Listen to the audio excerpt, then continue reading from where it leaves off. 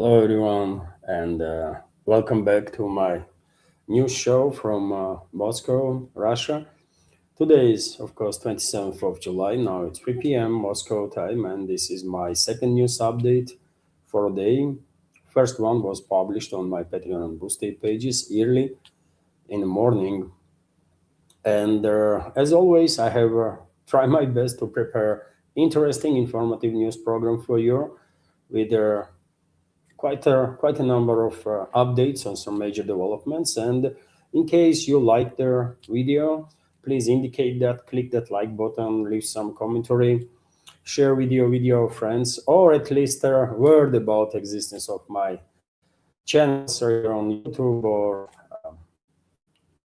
Rumble. Of course, that will be helpful, I think, to reach wider audience that maybe has some interest to hear from pro-Russian standpoint about some major developments. And of course, you can initiate conversation if you like to. Obviously, in one program, I cannot talk about all the subjects, all the topics that are relevant. But you can initiate conversation about any topic you like. You can send your question or commentary through support platforms, PayPal, Boosty. Links are under this video in description box. And also you can use super chat feature on Rumble, dear friends. I'm streaming on both my channels simultaneously on YouTube and Rumble. And you can use super chat feature if you want to highlight literally anything. And after new segment, I will of course pay attention to this super chats and the comments through PayPal or Boosty. Right now, I dropped in a YouTube chat link to my Rumble channel. If you have an account, please subscribe. And well, that is that. Let's start the news update. And first, I'll give you a report about quite interesting statements that Russian President Vladimir Putin made yesterday during his meeting with the commanders of the Russian Navy. Yesterday, Russia was celebrating Navy Days, so Putin had a meeting with their sailors, with the leadership of Russian naval forces, and one of the statements that he made was about Ukraine, and he expressed his prediction. He shared his prediction that Ukraine will lose its western territories. And dear friends, none of our veterans of our community, of course, going to be surprised to hear anything about probability that Ukraine will lose its western territories in favor of its western neighbors, because I spoke about this topic, I don't know, a million times by now, right? But some people that maybe are new for alternative media or to my channel definitely might be surprised, because Western propaganda is, of course, solely focused on anti-Russian stuff, and they are completely ignoring objective reality either inside the Ukraine or in regards to relationships between Ukraine, modern Ukraine, and its neighbors, Poland, Hungary, Romania, first and foremost. Although relationships are not that good with Slovakia either. But anyways, let me give you some details on Putin's statement. I'm confident, he said, that sooner or later Ukraine will lose its western lands. And what belonged to Poland, what belonged to Hungary, what belonged to Romania, sooner or later, not tomorrow, perhaps not the day after tomorrow, but in a year, 2, 10, 15, everything will fail into place historically. That's what he stated while talking about Ukraine's fate. Of course, he highlighted that these territories were given to Ukraine by Soviet Union after World War II. And, dear friends, I've said many times before that this conflict, this war that West is waging against Russia will only end actually when Russian troops will be on the borders with Western Ukraine. And when it comes to Western Ukraine, those territories will be taken by Poland, Hungary, and Romania. That's what my position, my take, or my understanding was always. And it is interesting that Putin is kind of repeating my words now, or on the same page now. You can see on your map right at this point some drawing from Eastern Europe, I guess, in which you can see how in some of Eastern European countries see fate of Western parts of Ukraine. About 70% of it is yellow as a part of Poland. A little part here, Transcarpathia, is green as Hungary, and this part here is uh, is in Romania, right? And probably that's approximately the correct way how Western Ukraine gonna be divided between these NATO member states: Poland, Hungary, and Romania. Of course, in Eastern Europe, they still see Ukraine as a landlocked state with the Kiev and surrounding areas, maintaining some sort of a statehood. And if you ask me several years ago, I'll definitely say that, yeah, most definitely Russia will liberate everything from Kharkov to Odessa region. Poland, Hungary, and Romania will take Western Ukraine, and they're, well, in the kind of middle as a landlocked entity.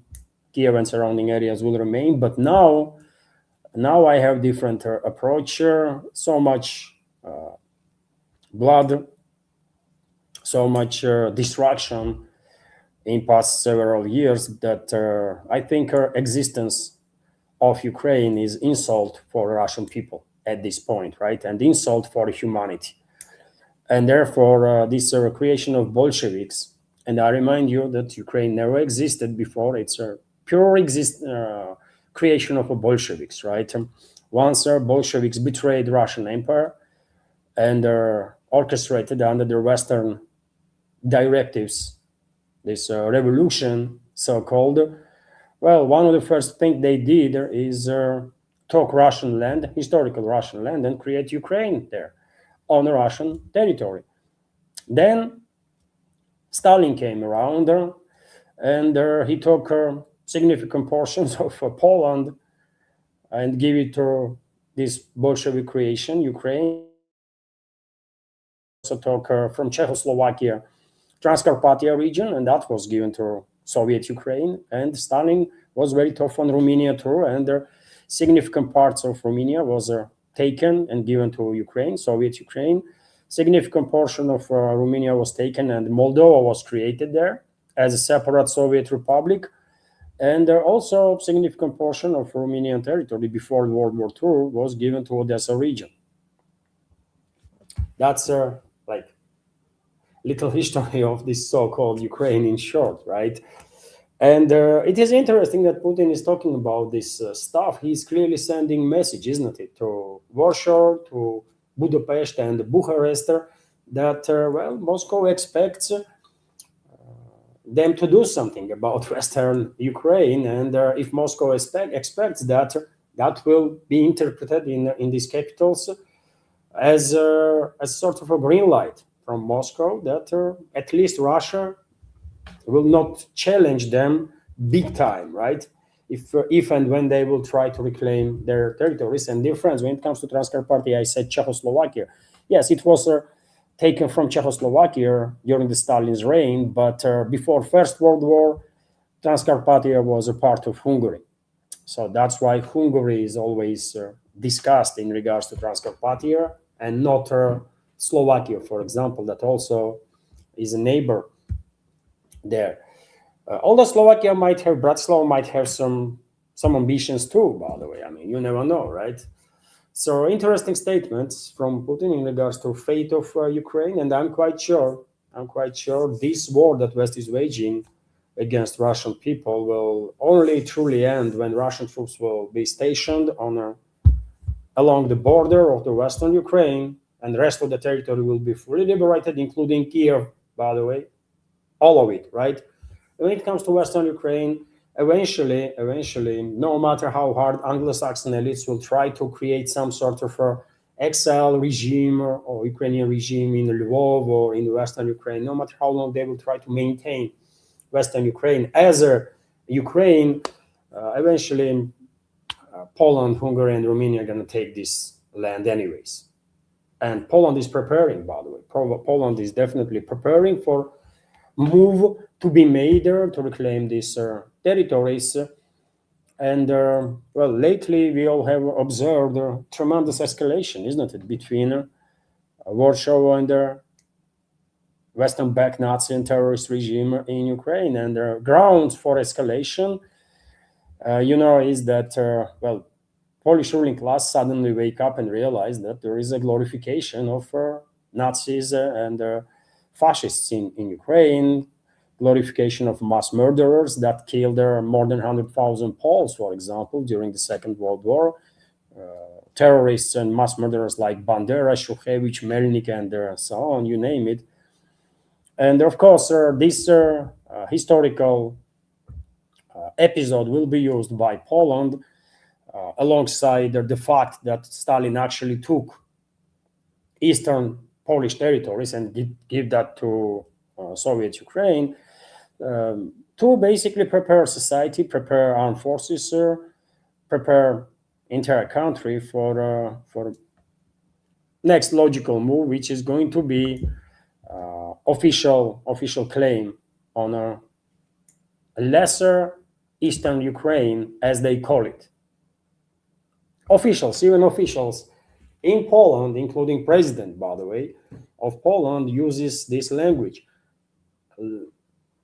like lesser eastern Ukraine, something on these lines. Lesser eastern Poland, sorry. Malopolska, right? That's what they say. Like Novorossiya or Malorossia. It's a Slavic language, isn't it? So Poles call that territory Malopolska, Little Poland. Anyways, today we have another statement from Defense Minister of Poland, who once again criticized Kyiv regime and stated that Ukraine will not join the European Union with the bandera on its flag. In Germany, we do not celebrate the military leaders of World War II. In France, we do not erect monuments to Marshal Pétain. And Pétain was a traitor, Pétain's government was collaborating with Nazis, right? Therefore, it is clear the European community cannot be built on a history that is hostile to this community. Kosiniak-Kamyz, Defense Minister of Poland, also stated that Zelensky made a fatal mistake by naming a unit of Kyiv regime's forces after their so-called heroes of UPA. And UPA is one of the Nazi formations, so Ukrainian Nazi formations that was collaborating with the Nazi Germany during the Second World War and was involved in the mass killings of civilians, including Poles, by the way. And as I said, more than 100,000 Polish people, civilians, were massacred by the Ukrainian Nazis that are glorified these days in Ukraine. The head of the Polish Ministry of Defense also drew attention to corruption in Ukraine, although that's a whole different story, obviously. And these kind of statements, anyways, does not come randomly. Warsaw is preparing to do exactly what Russian president predicted yesterday, and I was predicting for a very, very long time now, that Western Ukraine will go back to countries that it was taken from: Poland, Hungary, and Romania. Meanwhile, of course, this recent awakening in Poland among Polish ruling class that was preferring to ignore Nazism in Ukraine for many, many years, right? But now suddenly they decided that they're gonna activate certain policies on these grounds. Well, due to this activization, of course, attitude in Poland towards Ukrainians are changing and becoming more aggressive, and there is significant increase in all sorts of incidents. Just a few days ago, I saw some Ukrainian citizen woman, by the way, was beaten in a bus.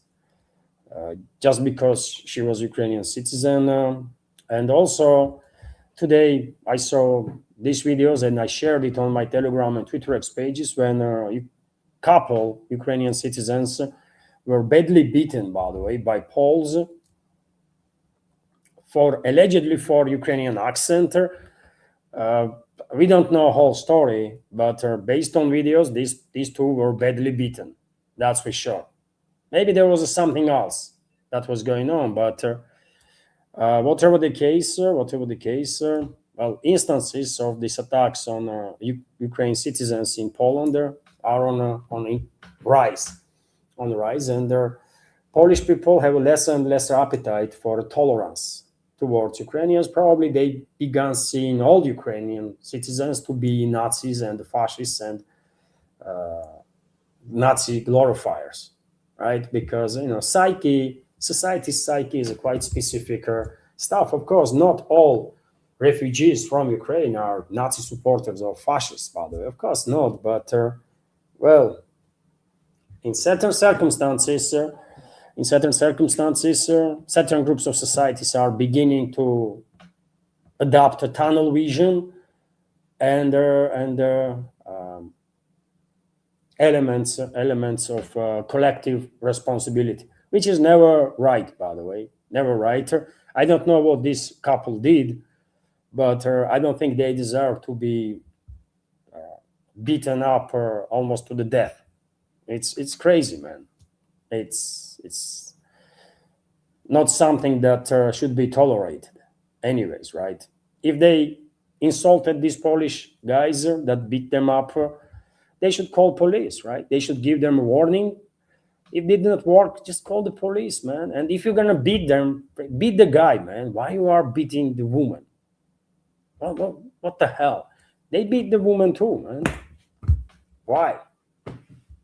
Just take care of that guy, man. Just give him a couple of smacks, and that's that. You don't have to send them into a freaking hospital. But anyways, that's what happens when tensions are on the rise, and it is on the rise in Poland for sure. Putin also said, dear friends, a couple of more interesting statements while meeting with the commanders of the Russian Navy. He called, for example, some decisive measures to be taken to protect civilian navigation. Russian President Vladimir Putin called for a decisive response to attempts to hijack Russian tankers like pirates. However, this must be done carefully in accordance with international maritime law. And, well, this sentence alone, and this is quote, by the way, however, this must be done carefully in accordance with the international maritime law. This sentence contradicts itself, right? One beginning of the sentence contradicts the rest of the sentence because, well, enemies of Russia are not really operating based on international maritime law to begin with. And secondly, how are you going to protect then commercial navigation or civilian navigation if you're going to act based on the law alone? I mean, what are you going to do? In such cases, of course, we need to act carefully within the framework of international maritime law, but decisively. What that even means, man? Just as we need to fight piracy and pirates, Putin said at the meeting with the commanders of Pacific, Northern, Baltic, Black Sea fleets and the Caspian flotilla. And you might say, dear friends, well, Russia will adopt, Russia will bring some militaries on board of these tankers and other commercial vessels, or PMCs with arms and stuff like that. And this is not really the case because this goes against international maritime law that Putin says should be protected. So therefore, if we are not going to send neither our militaries on the board of these vessels, if we don't going to deploy at least private military companies, how are we going to protect them? How? When NATO countries just are hijacking whenever they want and whatever they want, those vessels at the high seas. We don't really have that many combat vessels, warships, to escort every single commercial ship out there at the sea, right? We just don't have that many warships. So I don't know, man. I don't know. Some contradictions there. Some contradictions. And well, Peskov was asked. Peskov was asked what Putin meant. Is Russia going to deploy some armed groups on the vessels? And he says no. Navy, international maritime law applies, according to which merchant vessels cannot be armed, which is why they are merchant commercial vessels. Additional equipment for these vessels is also impossible, so this is basically out of the question. But the Russian Navy can take defensive measures. Yes, the president made a comprehensive statement on this matter yesterday, and well, as I said, man, we don't really have that many warships, so who we are fooling then? Who are we fooling? Is Peskov or Russian president thinks that in the West they don't know how many deployable vessels we have actually in the Navy? And is Putin or Peskov thinks that Western satellites, spy satellites, are not monitoring movements of Russian vessels, at least vessels that are on the water, not under the water? They monitor everything. They monitor everything, and given the fact that just recently, a few days ago, by the way, Brussels adopted this new rule based on which they will be able now, they have legalized basically to sell whatever goods they're gonna steal from Russian vessels or vessels linked to Russia. Well, they have further incentivized basically with this initiative European NATO member states to go ahead and hijack literally all the vessels that they will see at the sea that are linked to Russia, because they will not just harm Russia economically, financially, but they will also make some money on it, because now they will say, well, we have every right to sell it. It's ours now. They legalize theft. So I don't know, man. This topic. Sometimes better Russian officials don't speak really, because when they speak, they generate more questions than answers. Actually, I don't know if they are realizing this, but that's what they do. And Putin also spoke about Kaliningrad region of the Russian Federation, which is an exclave, of course. It has no land bridge with the Russian Federation, unfortunately, at least as of now. On one side there is a Poland, on the other side on the ground, on the other side is Lithuania, right? And on the third side it's the Baltics.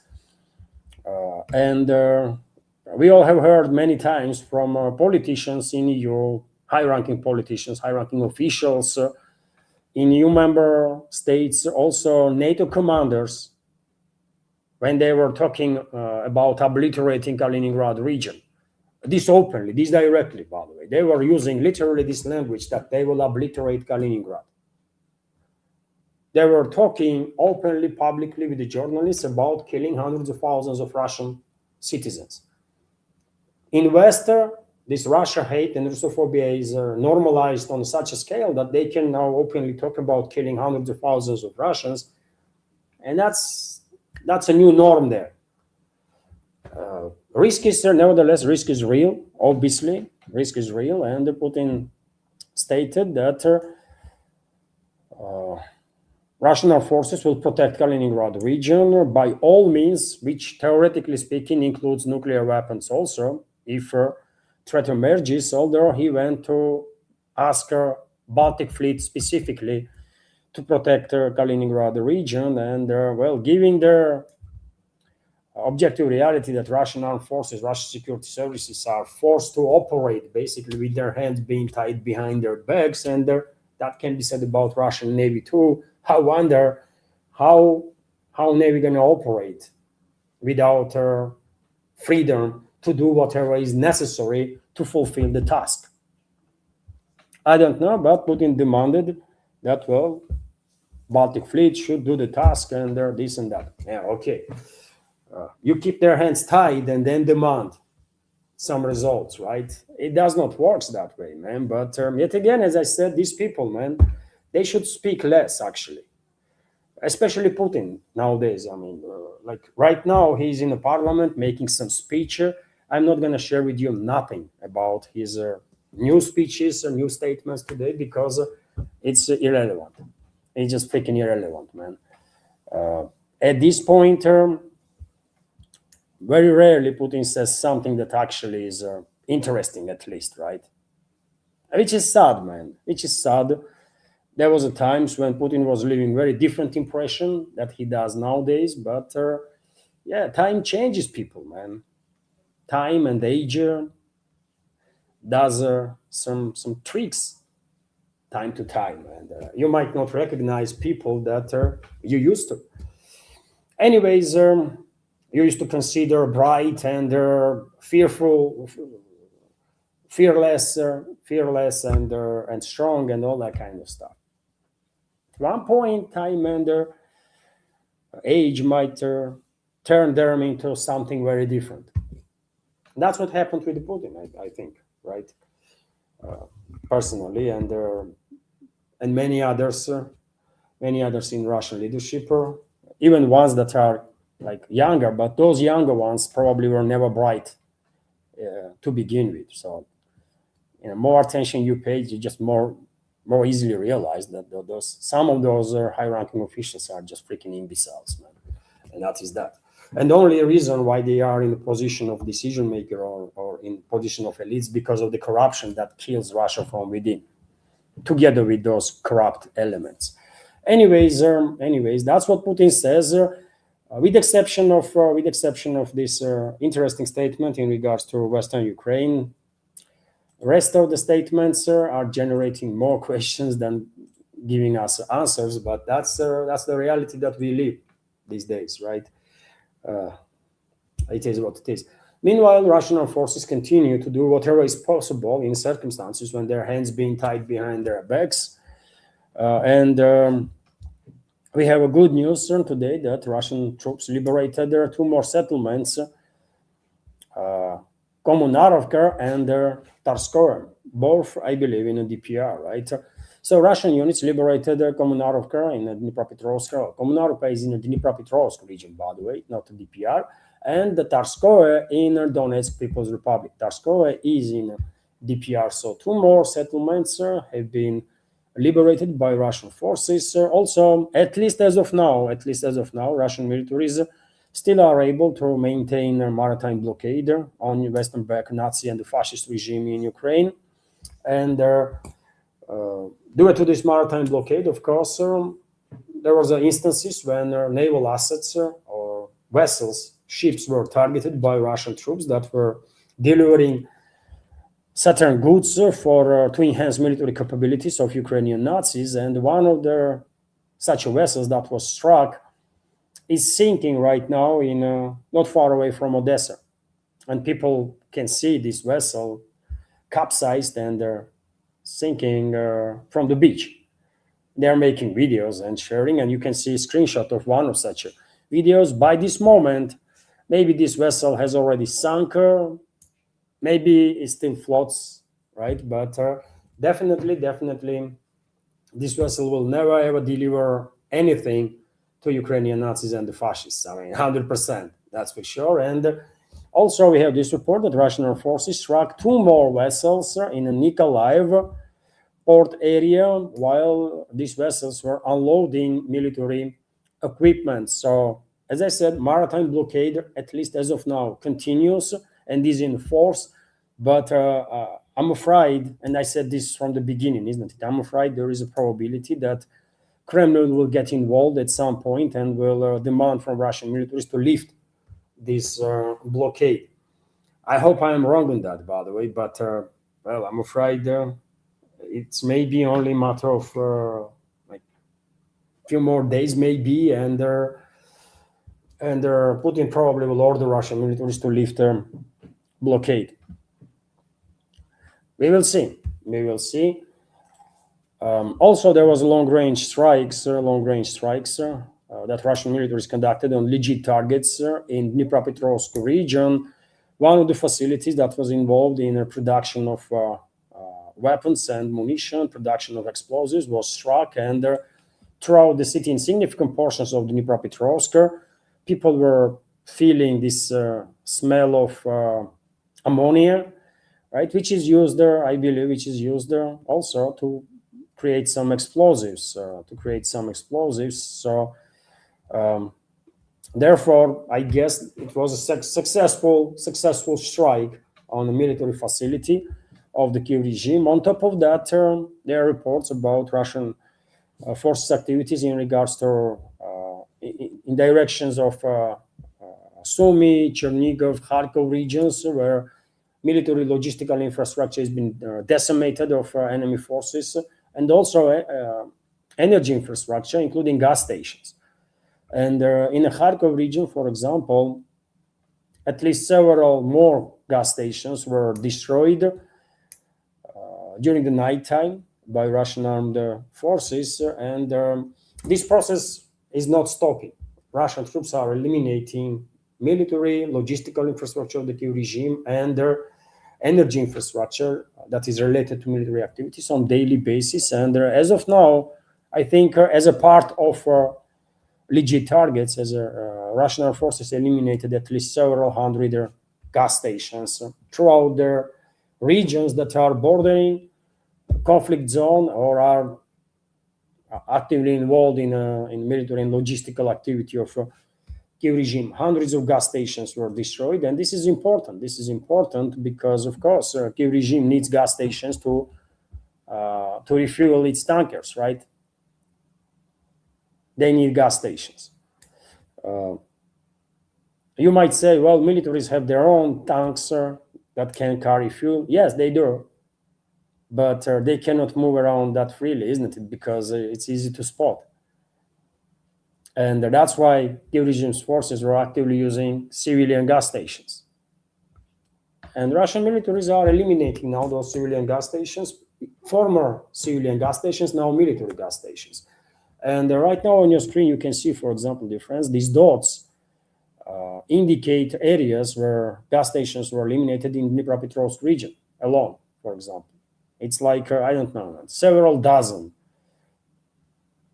up to 100 gas stations were eliminated in Dnipropetrovsk region alone.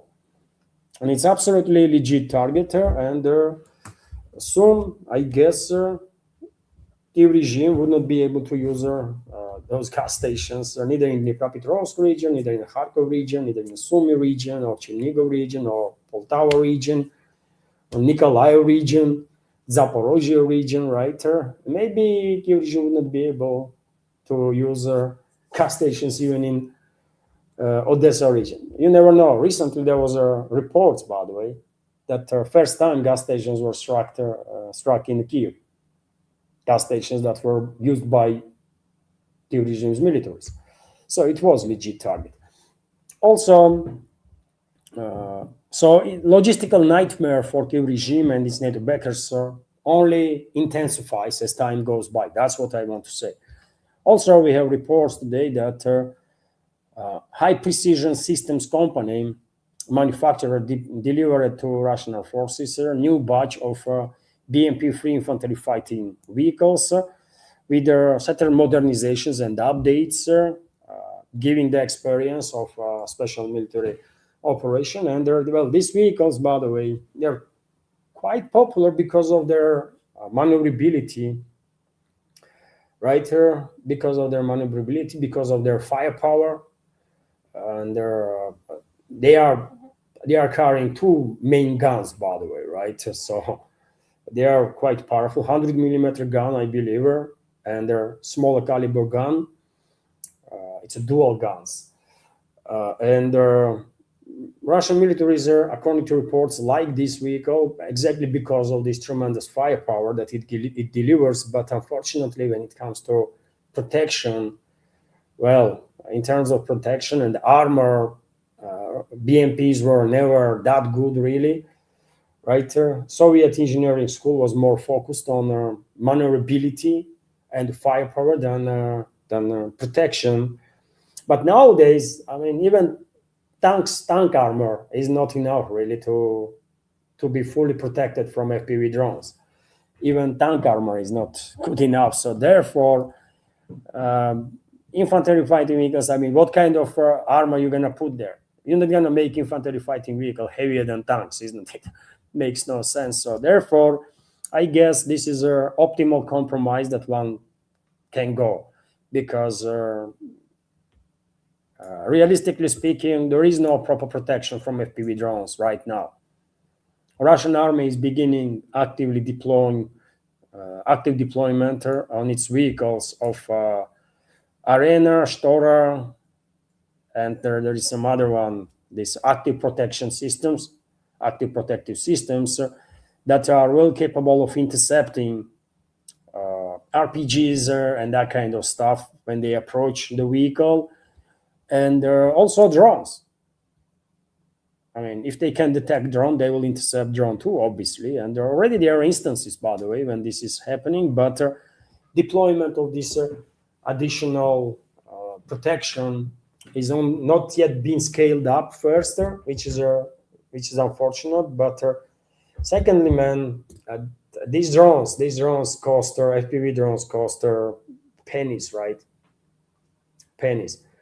Uh, I don't know, man. For a few $100, you can buy one FPV drone that can carry enough weight to damage their armored vehicle with explosive, right?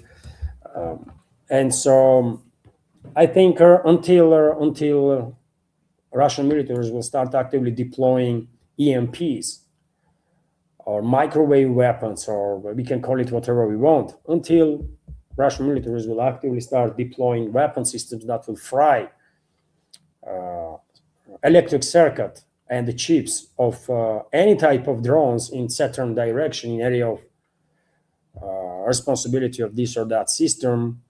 Until that term, no armor and nothing else really gonna be truly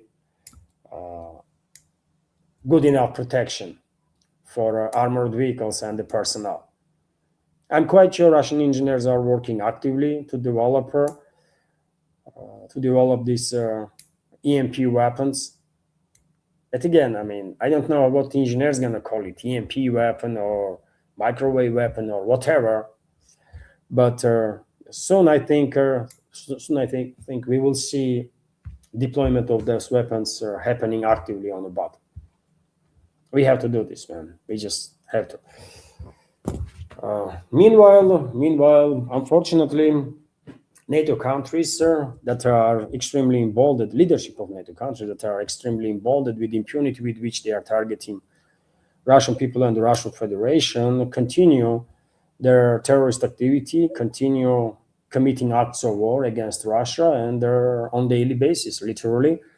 Past night, NATO countries orchestrated yet another long-range attack on the Russian Federation, and Russian Air Defense Forces intercepted, for example, 276 drones over their Belgorod, Bryansk, Voronezh, Kaluga, Kursk, Nizhny Novgorod, Oryol, Penza, Rostov, Tula, Ulyanovsk, and Yaroslav regions, Moscow region, Republic of Crimea, Republic of Tatarstan, Republic of Udmurtia, Krasnodar territory, and over there waters of Black and Azov Sea. Vast geography, obviously, of these long-range attacks that NATO countries are orchestrating.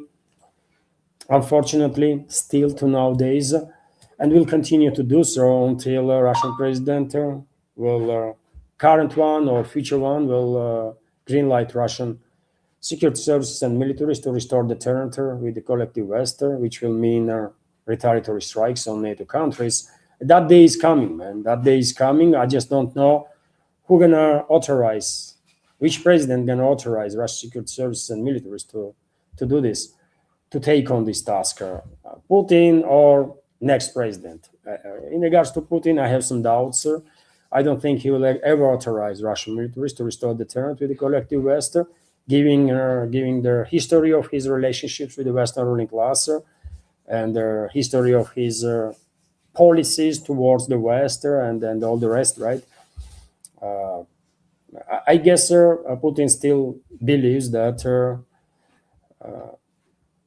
it is in his mind. He probably not just believes, but quite sure that it is in best interest of Russia to maintain door open for a possible future cooperation with the Western countries, and that's why probably he is not willing to uh, distance itself from this restraint policy that he's implementing for how long now? Like 4.5 years. Anyways, one day Russian military and security services will receive order, will receive green light. Until then, Western ruling class will do whatever they want against Russia with total impunity. That's just a reality that none of us likes, but it's a reality nevertheless. We just have to face it. There was also attacks on Rostov region, dear friends. Rostov and Don city itself become one of the main direction of this past night's strikes. And the portal area of Rostov on Don River was targeted. Also, civilian infrastructure, high-rise apartment buildings, and as of now, dear friends, reports are that 5 people were killed. Early in the morning, there were reports that 2 civilians were killed in Rostov as a result of this Ukrainian/NATO drone attacks. But later on, I saw on a number of sources reports that unfortunately 3 more civilians were found dead as a result of these long-range attacks on Russia in Rostov. So overall, at this point, preliminary data, 5 civilians were killed in Rostov alone. RIA Novosti is also reporting that Ukrainian forces launched their most massive attack on Udmurtia in recent times. And when it comes to Udmurtia, the friends, main direction of attacks was Sarapul city. Some reports claim that Wildberries, one of the biggest Wildberries logistical centers, are located there, and Wildberries center was a direction of these attacks. I have not seen on in Russian segment of internet, at least, any confirmation that Wildberries logistical center was destroyed in Sarapul. But there are some images from the area, from the Sarapul, and some claims that Kiev regime's forces targeted storage facility of the federal state budgetary institution, Kombinat Garizont, which is a facility within the reserve system. It's a part of Russian strategical reserves, and in this facility, strategical reserves of Russian gasoline, diesel, kerosene, and other fuels were stored. And given the images that are published on internet, clearly there was some damage, some fire. Scale is difficult to say. But Udmurtia definitely experienced one of the biggest attacks, long-range attacks, since the beginning of the special military operation. TASS news agency also reports that, Peskov was asked, Peskov, press spokesman of the Russian president, was asked about these rumors that are circulating last several days that Zelensky will discuss with Trump, with whom he's gonna meet tomorrow, according to reports, topic of air ceasefire between Ukrainian Nazi regime and the Russian Federation. And let me give you Peskov's response. For now, reports about possible discussion between Vladimir Zelensky and US President Donald Trump regarding our air ceasefire initiative in Ukraine are nothing more than a media speculation. This was stated by Peskov. Indeed, this information appeared several days ago. He responded to a question about the appearance of publications on the topic of possible discussion of air truce. But for now, this is nothing more than a media speculation. There are no concrete details on this matter. Peskov said there are also no concrete details regarding any new formulas or proposals. So, because Peskov was asked about it, and trust me, dear friends, there are no random questions there in the Kremlin. These people are not journalists in presidential pool. These are propagandists, literal propagandists, right? Not a single journalist there, actual journalist. and they are not asking questions that people actually want to know answers on. They are asking pre-planned questions, questions that they already discussed with the administration, and therefore, for whatever reason, administration wanted this topic to be further shared in the masses. That maybe there will be discussion of air ceasefire, and because that's how softening of the ground, softening of the reaction of the public is happening. Whenever you are planning to take some step that might not be received greatly in the public, you start softening the ground. You start sharing little bit of information about subject. Then you use your means of propaganda to combat any active opposite opinions on the matter, right? And then you go full in with your proposal, and at that point you will have a lesser opposition than usually. It's a typical moves, by the way, that regimes do, right? Whenever, in terms of public relations, this is true in Russia, this is true in US, this is true in UK, everywhere, France, Germany, China, India. They all operate in the same way. They know perfectly well how to manipulate with the mindset of the people and how to manipulate with the media field. And if Russian authorities are extremely bad when it comes to public relations on a world scale, and they are very weak in this regard, absolutely weak, by the way. This is a tradition in the Kremlin or in Moscow since Soviet era. Neither Soviet Union, neither Russian Federation were never good in terms of public relations when it comes to global scale. But domestically, by the way, current ruling class had decades to build up the system, which they adapted, right? Actively adapted to whatever challenges they are facing, and they know how to suppress opinions that they don't want and push opinions that they want to promote. So that's why Peskov spoke about it, and therefore, and that's why he was asked about it, about this air ceasefire. And I consider this to be also part of preparations towards some sort of de-escalation that is going to happen probably before September parliamentary elections.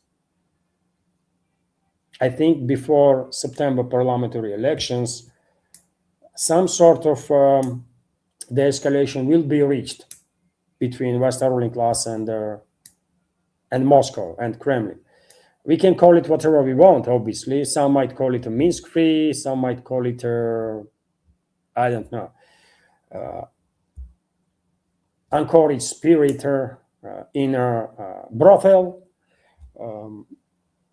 Some might call something else, right? But I think some sort of I think Kremlin is moving towards some sort of agreement with the Western ruling class, and I also think it's going to be a hard sale for them. It's going to be a hard sale for them. I can speculate what they're going to agree on, but whatever it is, man, majority of society would not be pleased, because any pause, any temporary solution, any temporary measure will be received by public here in Russia, including ceasefires, air ceasefire, ground ceasefire, or lifting of maritime blockade. Any of it will be received by society, significant part of society, quite negatively. But yet again, Kremlin has tools in its hands to paint the picture that these these critical voices are just some random voices, not important, not relevant. These critical voices are just some freaking marginals and stuff like that. They will push this narrative, and they will try to paint a picture that majority of society stands with Putin, which is I don't think is true, man. right?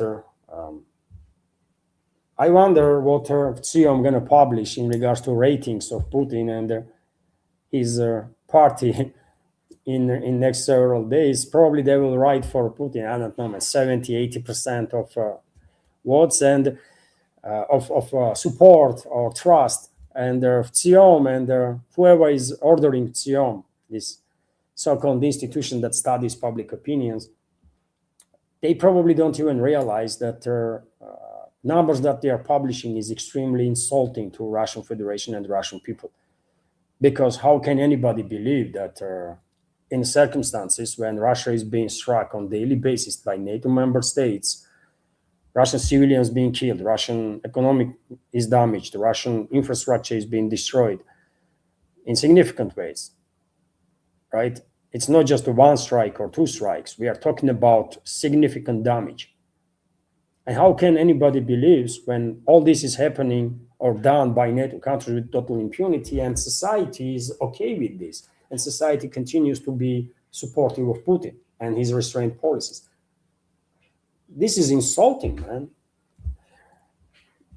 Insulting, right? To intelligence of the human. But Kremlin will push this narrative, and Xiom and all the other these so-called institutions that study public opinion will push all sorts of nonsense in this direction because they cannot think beyond their freaking nose, or they cannot see beyond their freaking noses, right? Complex thinking is not for them. And this report, by the way, this statement of Peskov also is kind of indicator to me that maybe it's just a matter of days and Kremlin will intervene in military affairs again and will order Russian militaries to lift maritime blockade on Odessa region, on Western backer terrorist and Nazi regime in Ukraine. We will see. We will see about it. But there are much more to share.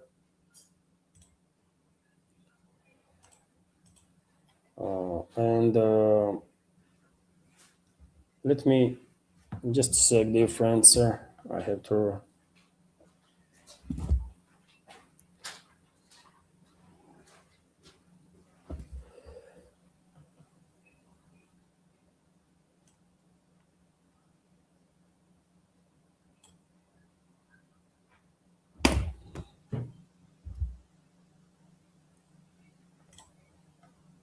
Just give me a second, dear friends. I'm dealing with something here.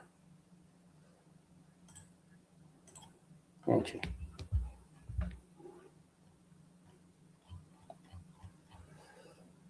Now, there is a lot more, isn't it? A lot more.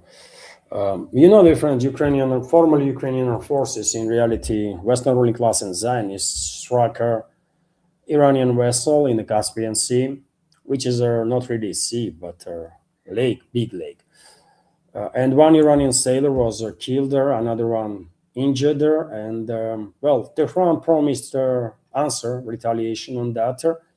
And today we have, since yesterday evening, actually, we have statement of Foreign Minister of Iran, Abbas Araghchi, who basically stated that he spoke with Kaja Kallas, Europe's number one diplomat, or EU's number one diplomat. Also, he spoke with the Russian Foreign Minister, Sergei Lavrov, and emphasized in a conversation that the actions of Kiev opportunists, he is referring to Zelensky, cannot go unanswered.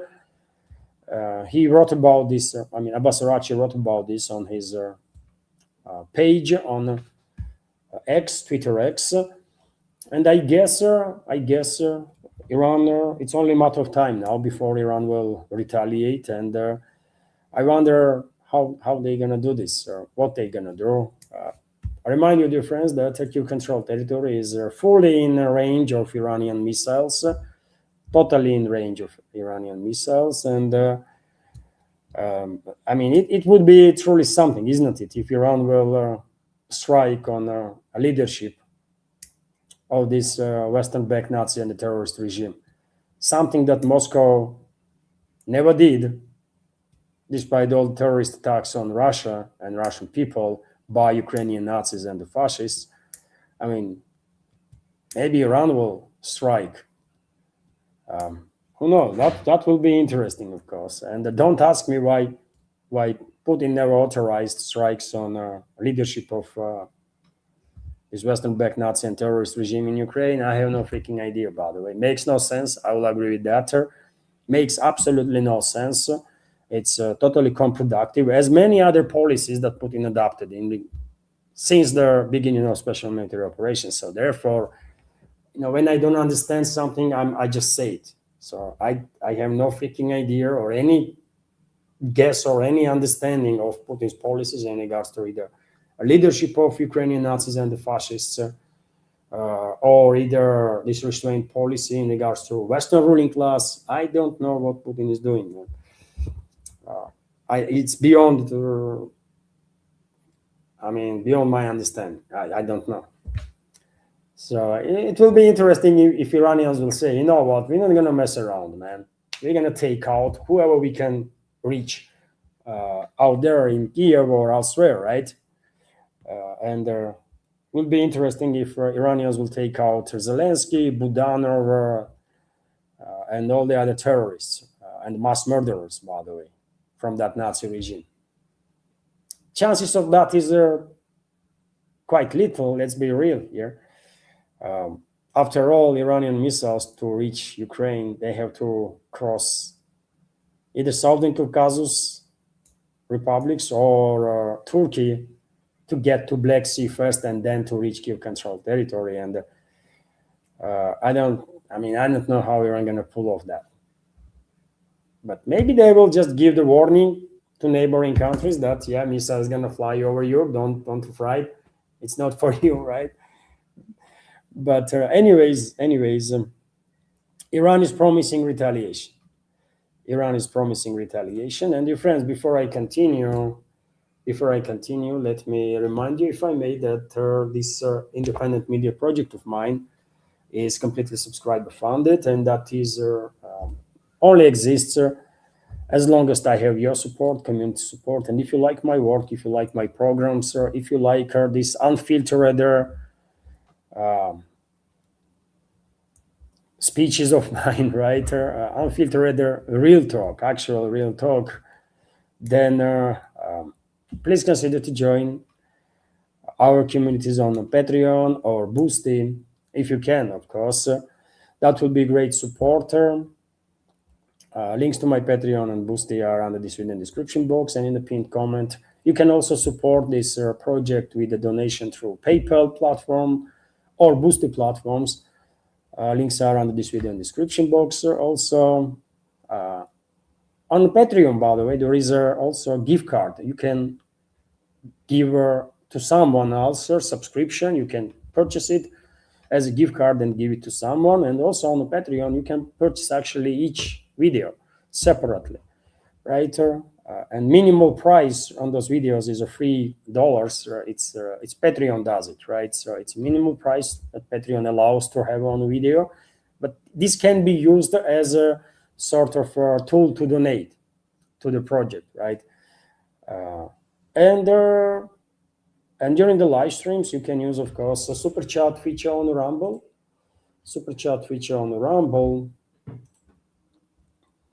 Or premium subscription gift card for the donations. And if I may, I will drop once again link to my Rumble channel in case you have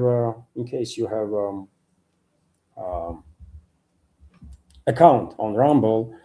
Please subscribe. And dear friends, I'm noticing I'm kind of chaotic a bit, maybe because I did not had some proper rest for quite a while, right? And because lately these updates are really long, and also I have morning updates and stuff, and I have something else to do. I mean, in real life, isn't it? Maybe I'm not quite managing to recover to be fully ready. for programs, but I'm trying my best. I'm trying my best. And so, dear friends, if you want to support her, there is several means you can use for support. All the links are on this video description box and in the pinned comment. And of course, many thanks to all the members of our community who have supported and continues to support her. Thank you all, dear friends, for keeping this project alive and keeping me in this field of news and political commentary. That's being said,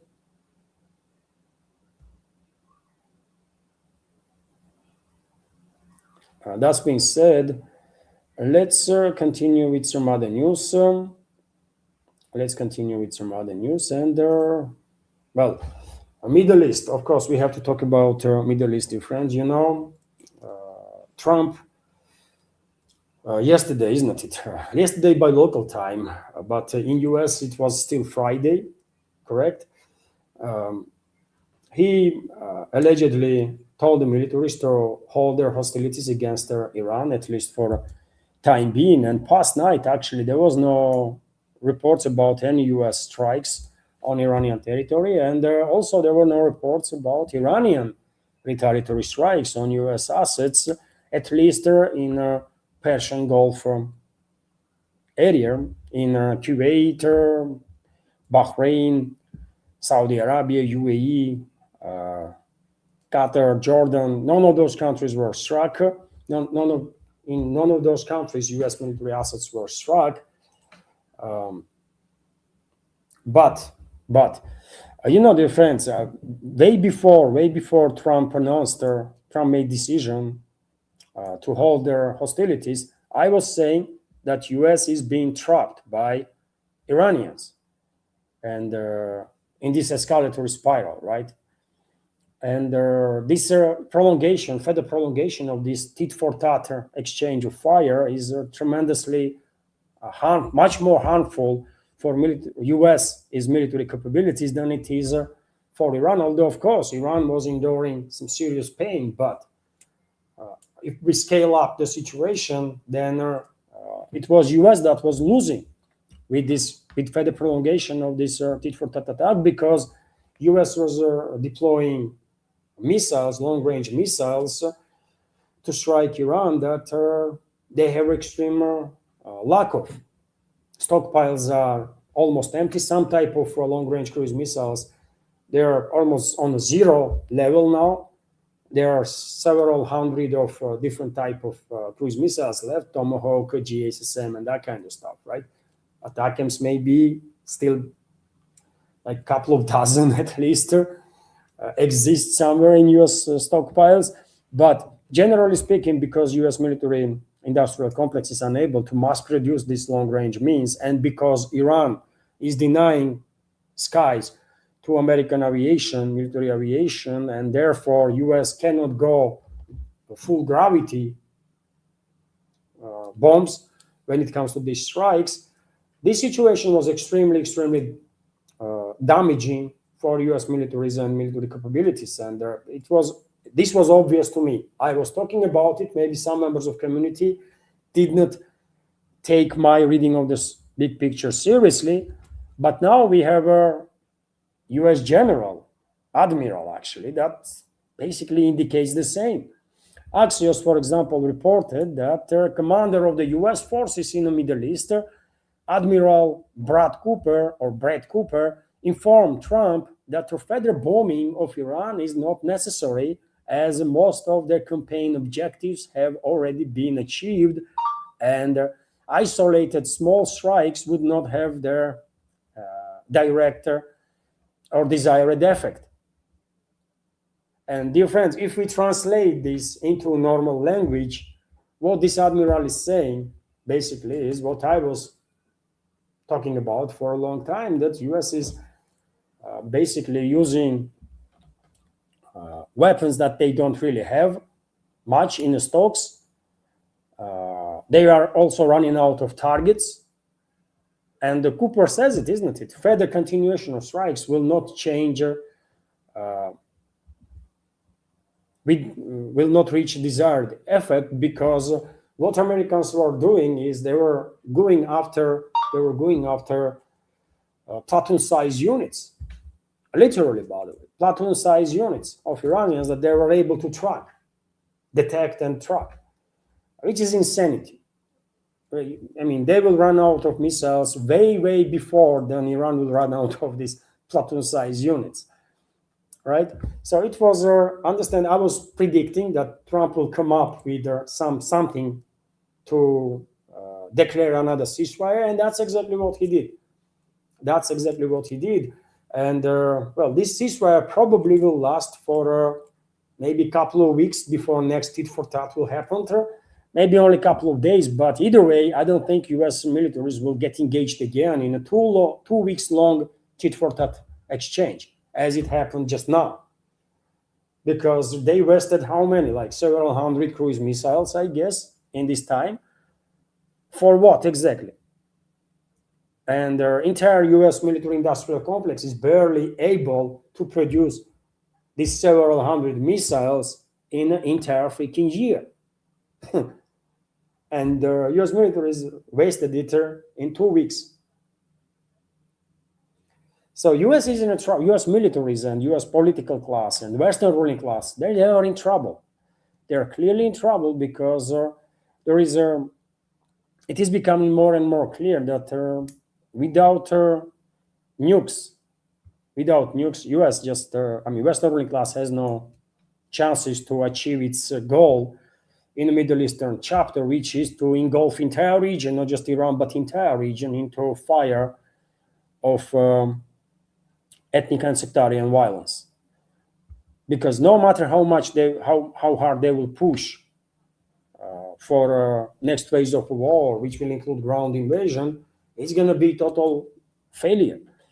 It's already clear, man. It's already clear. And even though I don't have high expectations in regards to US military leadership, they are freaking imbeciles, right? I don't think there is even a single, like, proper professional general or admiral in US, in the Pentagon.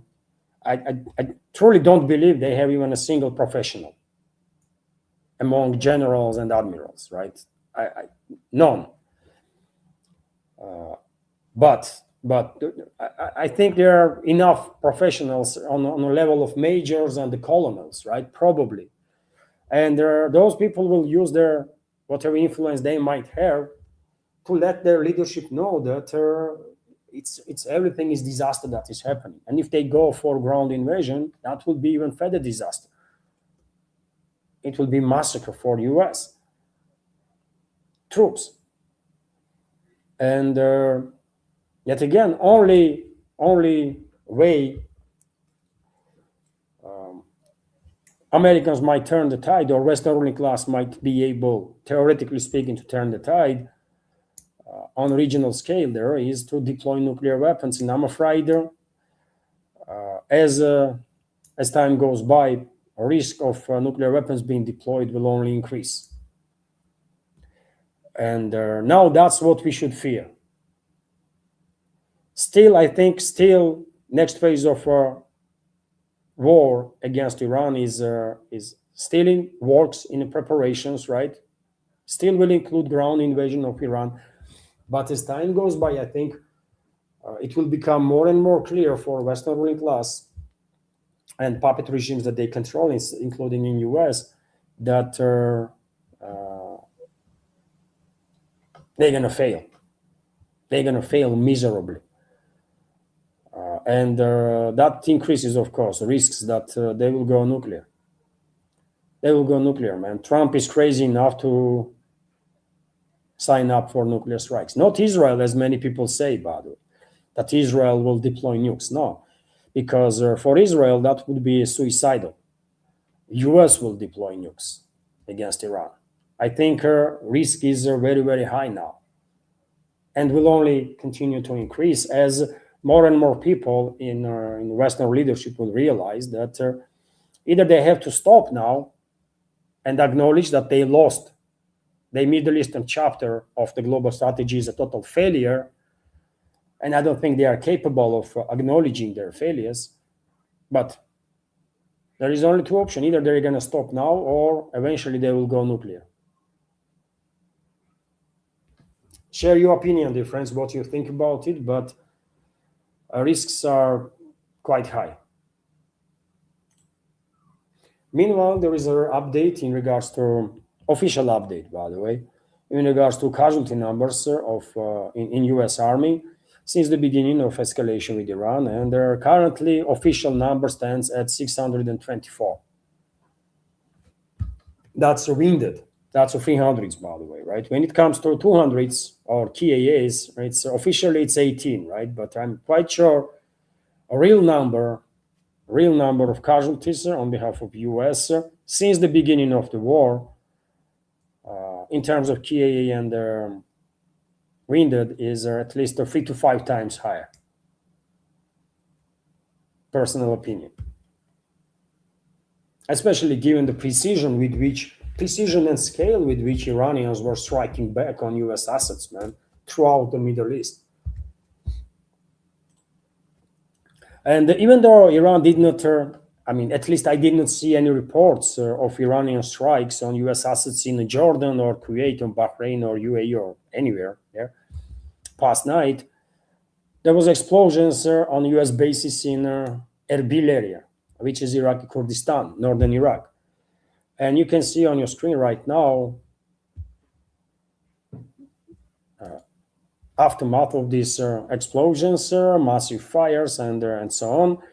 Nothing on internet about casualties, if there were any, among US militaries. And I'm not quite sure this was necessarily Iranian strike on this base in Iraqi Kurdistan, because they are well capable Shiite militia forces in Iraq that love to force all the foreign militaries out of their country, and that includes US militaries too. So probably this was a Shiite militia, Iraqis Shiite militia that took on a US base, not necessarily Iran. But maybe with coordination with their IRGC or some Iranian forces, maybe. So it was not a 100% peaceful night, let's say, for US assets in the Middle East. RIA Novosti is also reporting that, another vessel experienced some incident in the Strait of Hormuz area. This time around, the oil tanker smashed her, get her little too close and personal with a mine, reports say, and it was damaged.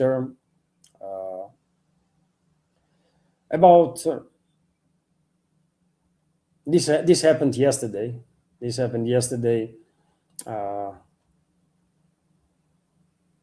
Afternoon, in past 12 to 24 hours, basically, right? And so yet another company or captain of a vessel decided that Iranian warnings are not for them. They try to navigate on their own, listening too much to American propaganda, and that's the result.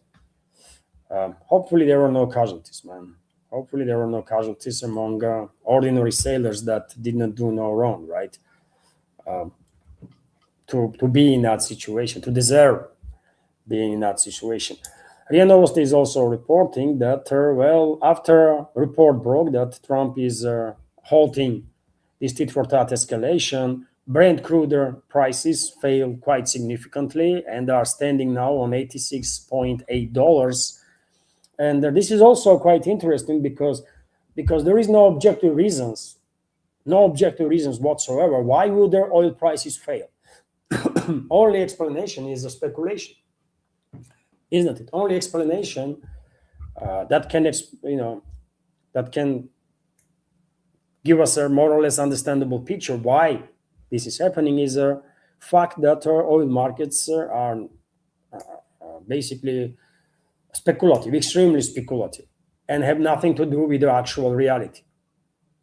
Because energy crisis did not went anywhere, oil shortages did not went anywhere, global economy did not yet in a massive recession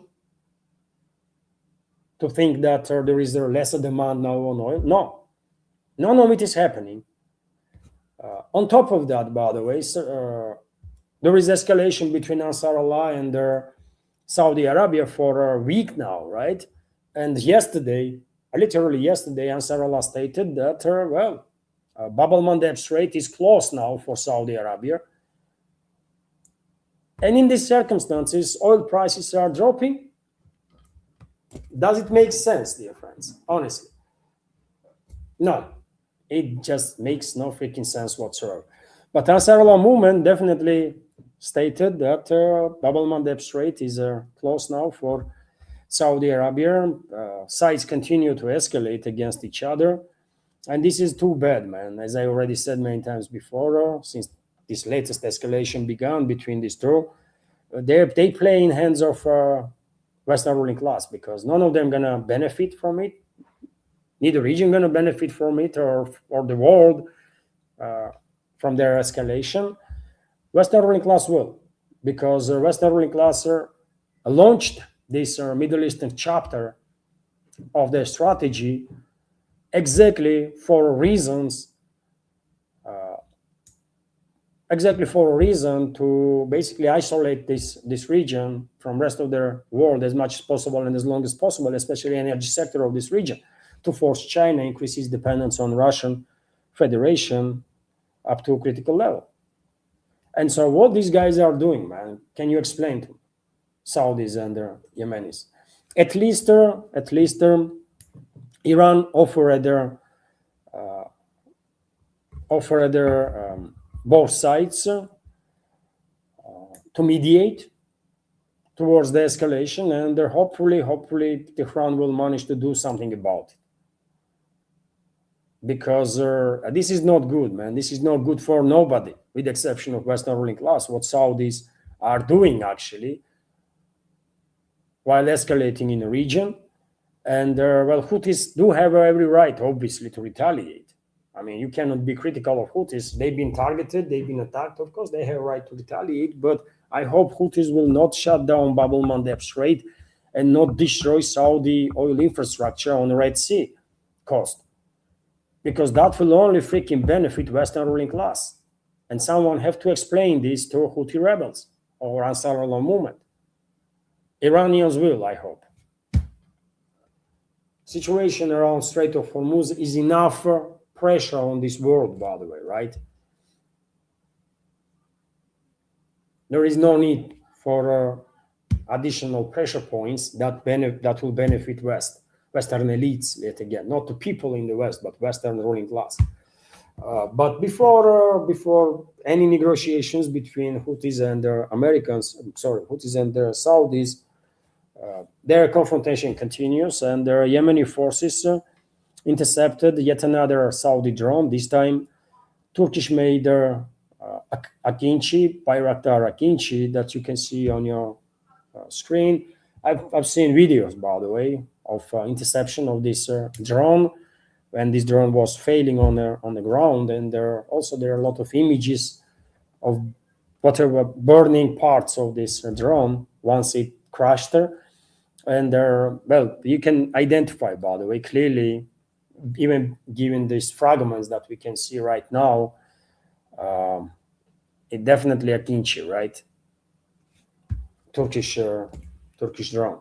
Quite a capable one, by the way. In Sudan, Akincis are also actively deployed there. Both sides of conflict in Sudan actively using Akincis, interestingly, and Akincis have scored even air-to-air kills. These drones, by the way, these Turkish drones have scored air-to-air kills, believe it or not. Also, while all this insanity is happening in the world, Trump already gone beyond insanity. He is in a different universe, and yesterday he went to publish all sorts of some I don't know what to even call it, all sorts of posts glorifying himself. He had some narcissistic attack, I guess, right? And let me give you some of these screenshots, by the way, that he posted.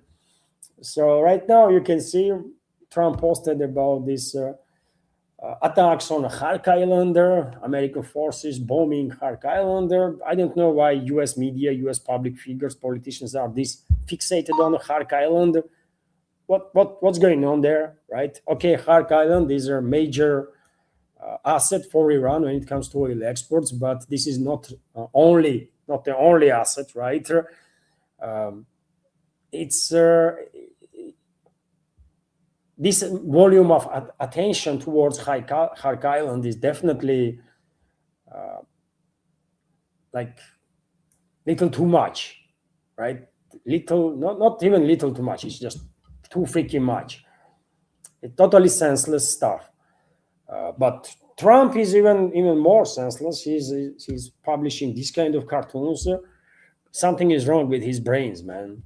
I'm telling you. He also published on the left side. You can see these screenshots that he come up with, AI generated screenshots when Americans are basically hijacking Iranian oil tanker, and sign declares there that this is our oil tanker now. Does Trump even understand, sir, that he's promoting terrorism and theft? Does he even understand how much his actions are shameful? His behavior? I don't know, man. And that was not enough for him. I'm telling you, he had some narcissistic attack. Yesterday he posted this, right? The man who saved America, and his photos, man.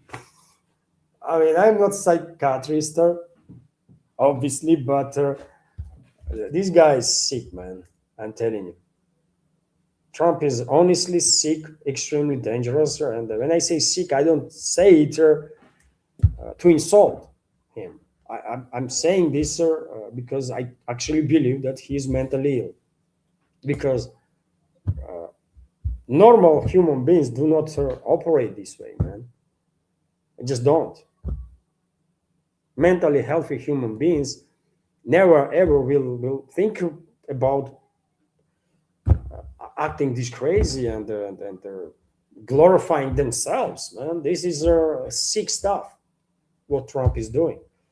And I think it is time for 25th amendment to be invoked, man, in US. I mean, it's way overdue, actually.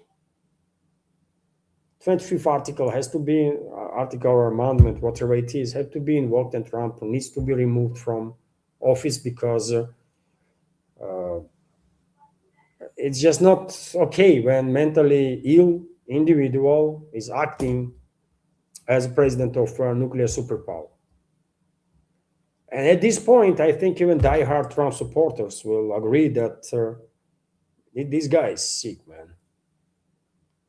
Something is really, really wrong with the Trump's mind and Trump's brains. Clearly, right? And he has to be removed because it's a shame, man. For many Americans, this is extremely shameful, I guess, right?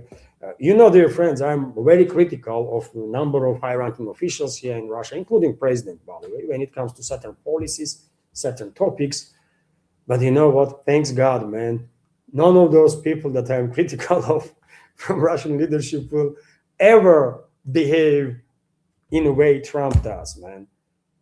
I mean, thanks God, man. We have at least normal people in the power. We can argue about policies and we can agree or disagree on some stuff, right? We can be harsh in our criticism, but for God's sake, man, at least these guys are mentally healthy people, right? And they don't do this kind of crazy stuff. Because I can imagine, I mean, if we had someone like Trump as a president, and if our president was acting this way, man, that would be shocking. I cannot even imagine this kind of stuff is happening here in Russia because it's just too freaking shocking, man, right? It's just impossible. So I can imagine that many Americans probably are extremely, extremely ashamed that they have this kind of leadership, man, officially at least, right? So that's also what is going on, man. Believe it or not, but I mean, this kind of stuff is done by U.S. acting president. Few more news, sir. Few more news, sir. You know, there is a massive wildfire, sir, in Spain, in France, sir, mostly in the border regions of these two countries. But fire is spreading rapidly, and at this point, according to reports, more than 300,000 civilians were evacuated from affected areas. Past night alone, more than 50,000 people were evacuated in France, for example, and fire continues to spread. Situation is escalating, and while this is happening, in Spain, for example, firefighters cannot move 10 specifically built for firefighting operations Russian-made Ka-32 helicopters. 10 helicopters, but entire fleet of firefighter helicopters of Ka-32 type are grounded while there is massive wildfires, right? And any help will be great. And Spain cannot use these 10 helicopters. You know why? Because of the European sanctions. Because of the European sanctions, Brussels sanctions on Russia. They sanctioned Kamov bureau that produces this, Kamov design bureau that produces this helicopter. They banned spare parts to be received for this helicopter. They banned Russian experts to certify this helicopter, which has to happen after certain time regularly to make sure that helicopter is actually operational, right? And therefore 10 extremely capable machines, firefighting machines that can carry each 5,000 liters of water are grounded and they're doing nothing. How crazy is that? How crazy is that? People are losing their properties, forest is burning, there is a risk that some people might lose their lives, and there are 10 freaking helicopters that can help big time are grounded because European psychopathic bureaucrats say so. You know, how many examples Europeans have to understand that they've been led by truly psychopaths? And I'm not sure if Spaniards even understand, man.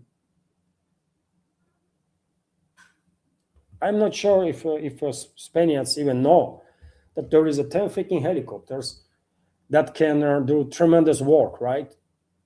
To deter further spread of fire and to extinguish and to fight these fires, and they are not used because of the European sanctions. And there are reports that 13 people already die in Spain, by the way, as a result of this fire. And at least one have died in France. People actually dying.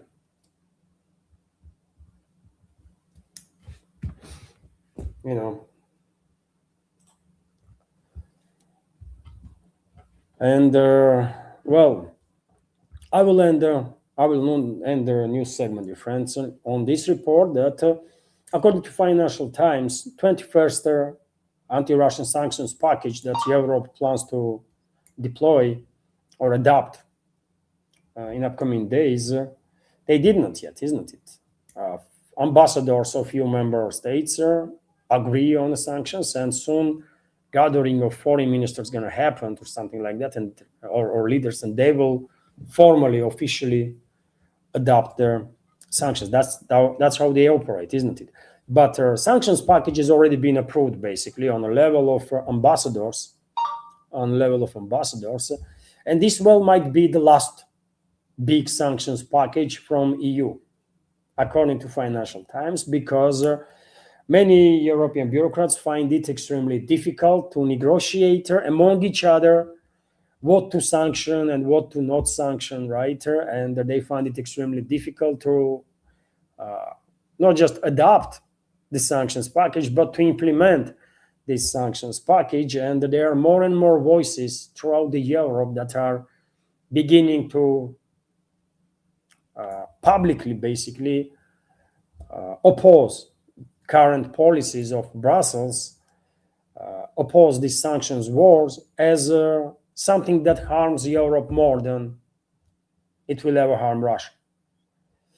So, and they have a point, by the way. As I just said, there is a wildfires in France and Europe and Spain. People are dying, properties are destroyed, forest is being burned out on thousands and thousands of hectares, and 10 extremely capable firefighting beasts, right,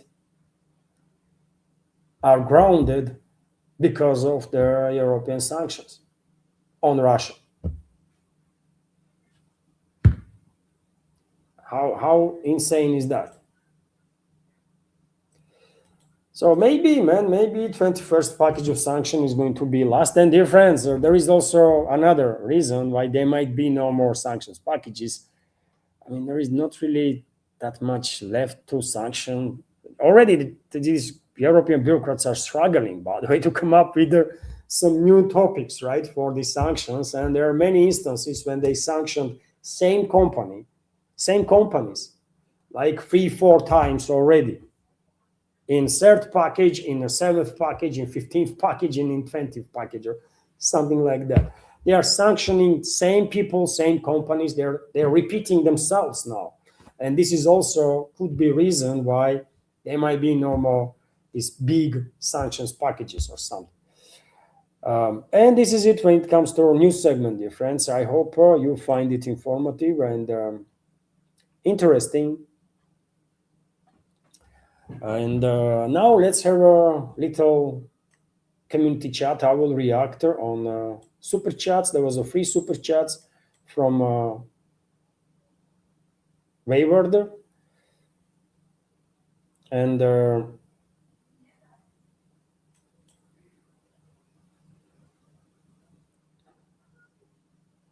was also recommendations from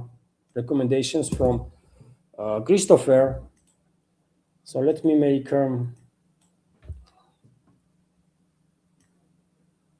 screenshot difference. It will take just a few seconds, and let's have a little community chat. If I may, I'll once again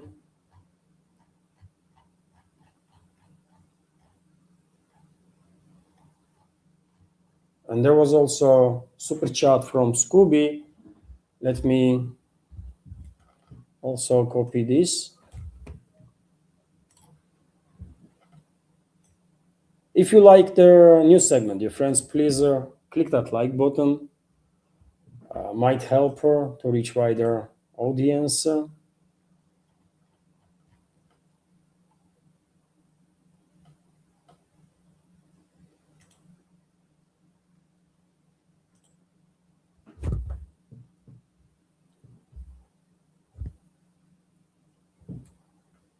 Just a sec, dear friends, and we will have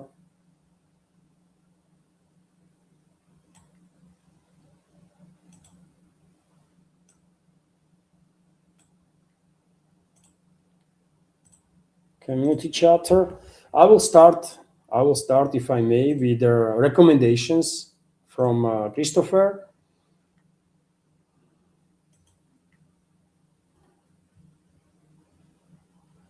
So, no, I will start with welcoming new member, dear friends, on our in our Patreon community.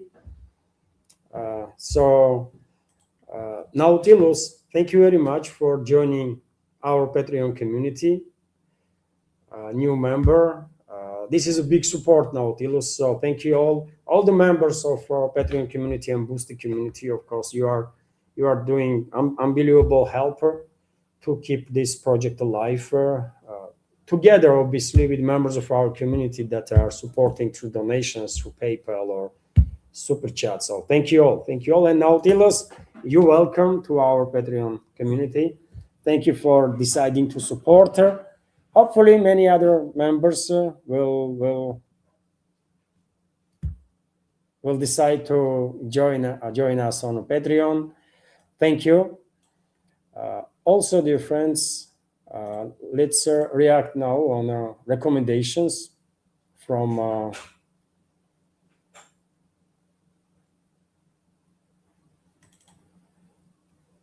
Christopher. So thank you very much, Christopher, for your recommendations and the donations through PayPal. And let's read let's go through these comments. Hello, everyone. Just letting you know that Lawrence of Arabia can be seen in full at Lawrence of Arabia 1962 8K remaster. This video can be seen on YouTube channel called the GW remasters. This film is 3 hours and 47 minutes longer. Of course, I'm familiar with Lawrence of with this movie. I can still even remember some fragments, some episodes from the movie, but it is a long time since I have seen it. Probably like definitely more than 15 years, 20 years maybe even. So it will be good to take a look at this legendary movie, right? It's well-known, world-famous movie, of course. Thank you for sharing. And also Christopher is commenting, hello, Levaner. Here is a video that you might like to watch. Brazilian elite soldiers lost their way. Then Russian FPV drone found them. This video can be seen on YouTube channel called Murat San. So dear friends, if you're those of you that are interested in combat videos, this is the recommendation for you. Also on Murat San, there is a channel where there is a video in which foreign mercenaries, Brazilian mercenaries in this case, that were serving, I guess, in Brazil in elite forces, were eliminated or hunted down by Russian FPV drones. There is also recommendations, dear friends, from Christopher. Hello, Nirvana. Here is the video that might you want to see. Chinese strategy to bankrupt the US is succeeding. The podcast video can be seen on YouTube channel called the Serious Reporter. Channel has only 21.4K subs. So, dear friends, topic is relevant, 100% relevant topic.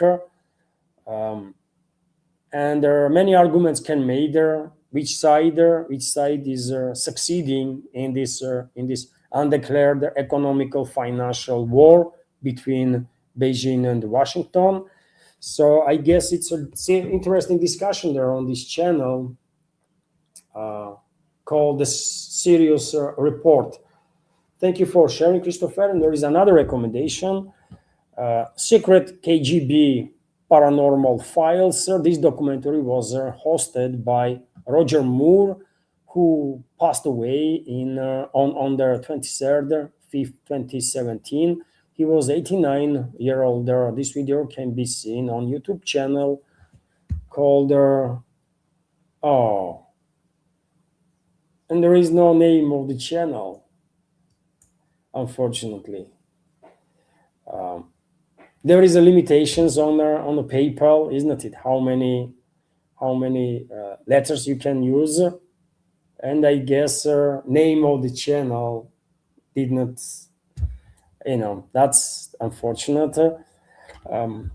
Thank you for sharing. Anyways, I mean, people that want to see this documentary can search with the keywords, right?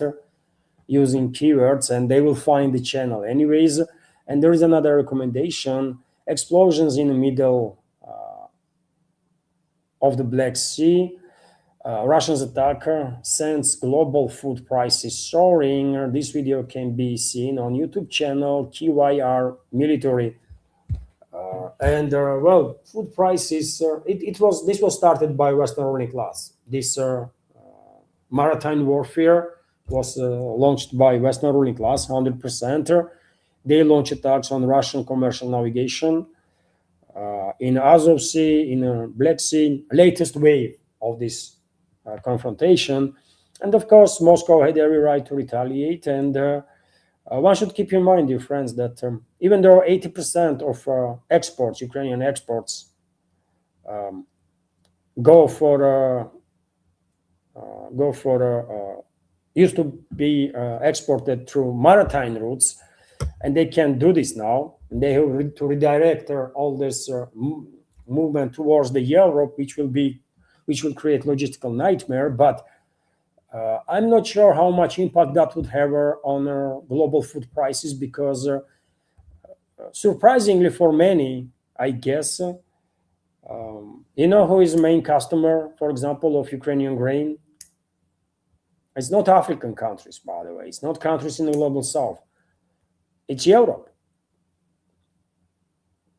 You might be surprised, but main customer of Ukrainian grain is Europe, European countries.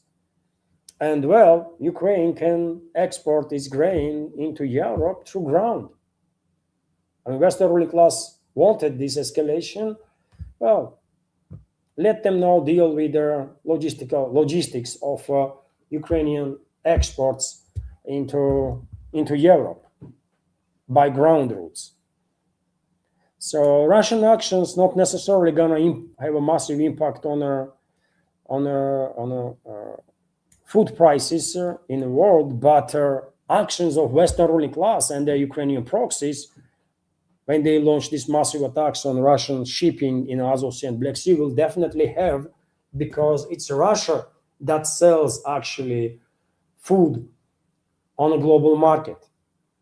Not exclusively in Europe or mostly in Europe, but on a global market. And in many instances, by the way, on year terms, Russia is just giving as a humanitarian aid hundreds of thousands of tons of grain to nations in need on year basis. So this is also something to keep in mind. Any increase in pricing on food is all due to actions of Western ruling class. Thank you for sharing. Thank you for sharing, Christopher. And there is also more recommendations. Hello, Levana. You can watch the film The Russia House 1990, starting Sean Connery, for free. You have to rent or buy from YouTube channel called YouTube Movies and TV. They had it on that channel for free at one point. So sorry. I mean, it's okay. It's okay. I know quite a few pirate platforms that publish all the movies, and I can see that movie on those pirate platforms. I already seen. I have already seen this. What was the latest one, man?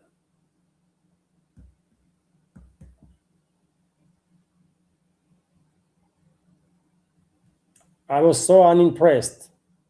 There is one of the latest releases, by the way. I was so unimpressed. I can't even remember now what movie was that. It has a massive advertising throughout the Western world, and I can't. It was so unimpressive that I can't even remember the name of the movie. But in circumstances when Western movie producers, are no longer reaching out to Russian market, well, pirate platforms, they are publishing everything, and thousands of people, tens of thousands of people are actually watching movies on those platforms. That's what is happening. And there are some theaters, actually. You can find some theaters here in Russia that don't care about Western sanctions or restrictions. They are showing anything they want to. So thank you for sharing, Christopher, about this movie of with Sean Connery, legendary actor, Scottish actor, right? Also, Christopher is sharing they hide inside Russia's Tornado S missile strike with a full force. This video can be seen on YouTube channel RYU Military. And yes, dear friends, military content, whoever likes this military content, on channel RYU Military, there is a footage of Russian Tornado S strikes. This is always precision strike, precise strikes. Russian Tornado S is somewhat similar to HIMARS, basically, American HIMARS. It's a guided missiles. So those strikes are usually very precise. Also, Christopher is sharing, hello everyone, here is the video that you might like to watch. Russia takes out a warehouse in Zelensky's hometown in Krivoy Rog, that is, right? This video can be seen on YouTube channel called Military Tube today. And so this is a recommendation, another one from Christopher. I reported, dear friends, if you remember, either yesterday that was, correct? About strike on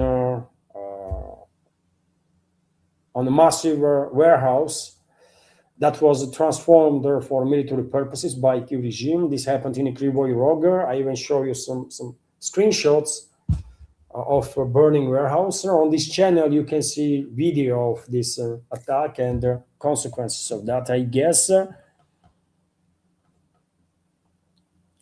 So thank you very much. Thank you very much, Christopher, for sharing. And right now, I see Mickey's comment on Rumble. I can't bother it with Hollywood anymore, and I understand you so much, Mickey, because when last time they produced something of truly good quality, something truly interesting, they went full in on this like crazy model of creating this nonsensical like superhero movies that I don't know, man.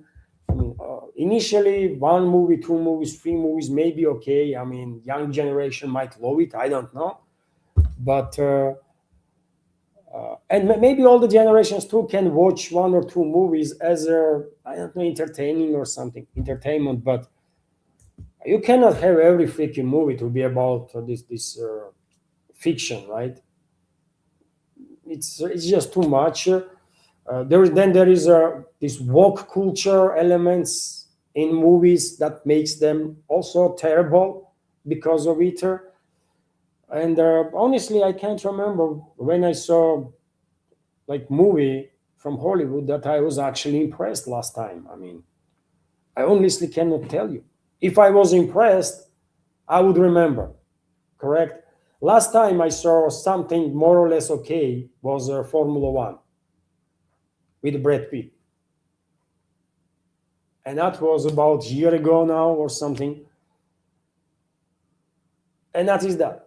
And it's just a movie, right? That Formula One F1 movie is just a basic movie, basically, right? It's nothing extraordinary, but overall, some content of Hollywood is so bad that on that backdrop, this F1 was being seen like bright light. Although it was nothing truly, I mean, extraordinary. Just a okay movie, good movie, you know, quite dynamic and stuff, and no woke bias in it. And that's already enough, right? To count as not bad. So I understand you well in your take on Hollywood. And also, dear friends, let me continue with super chats.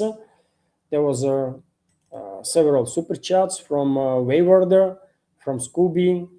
Let me react if I may. Thank you very much, Wayward, for your super chats on Rumble and for your donations. And Wayward is commenting, unfortunately, Levan, I do believe you are 100% correct. It's only a matter of time before Putin caves and orders lift on maritime blockade on the terrorist state of Ukraine. And thank you for sharing, Wayward. Let's hope I'm wrong, and he will not intervene, and the Russian militaries will will continue to further strengthen this maritime blockade, which is absolutely necessary to make sure that Turkey regime will not receive weapons, munition, and everything else they need for military capabilities to enhance their military capabilities, at least through maritime routes, right? They still have ground routes from Romania, from Poland. Uh, if NATO will insist, probably Hungary and Slovakia will also provide routes for transit, but at least they would not be able to receive all those military stuff through sea, which is a good thing, right? But yet again, I shared my take that I'm afraid that Kremlin might order militaries to lift their blockade, and I can see you are on the same page basically on that. Um, so thank you for sharing.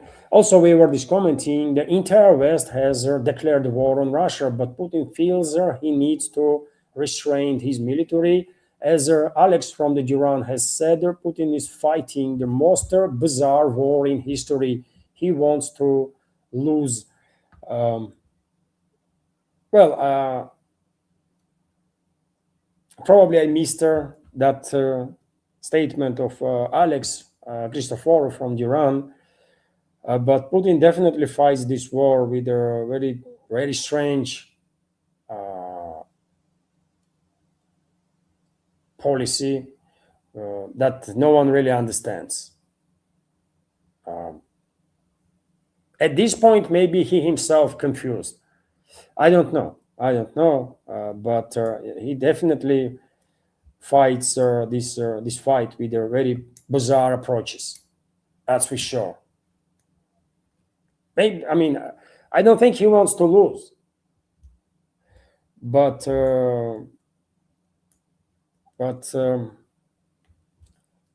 his policies, man.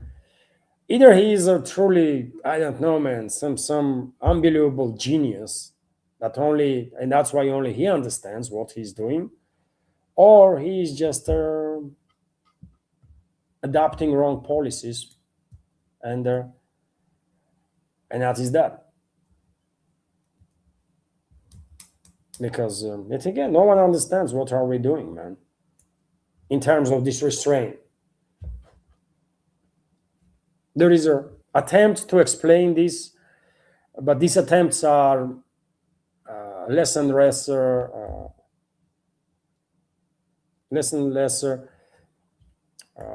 based on logic, and it's more about like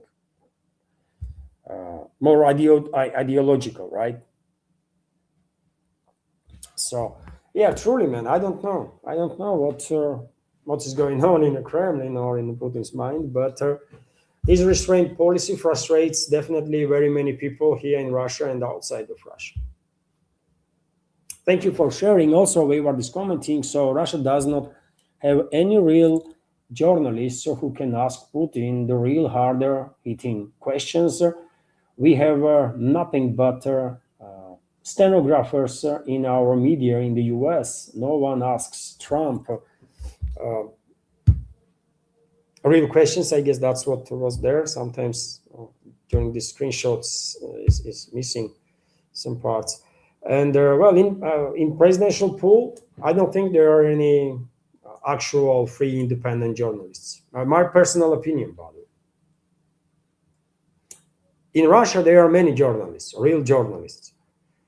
In media too. In media, in big media outlets too, not just in alternative media, but in real media outlets. But those real journalists are kept away. Those real journalists are kept away from high-ranking officials, so that they would not ask questions that officials don't want to hear. But when it comes to presidential pool, I don't think there is even a single actual, real, independent journalist there. Because questions those people ask is just, one thing is to ask any question. Then where is the follow-up questions, right? Why you are not pressuring these officials to give you the information that people want to hear, because people want to have explanations and understanding of what's going on, right? But yet again, these are not journalists, man. I don't believe in the presidential pool there is even a single actual real journalist. I don't think so. And honestly, I don't think you can be independent journalist if you spend too much time in state-run media.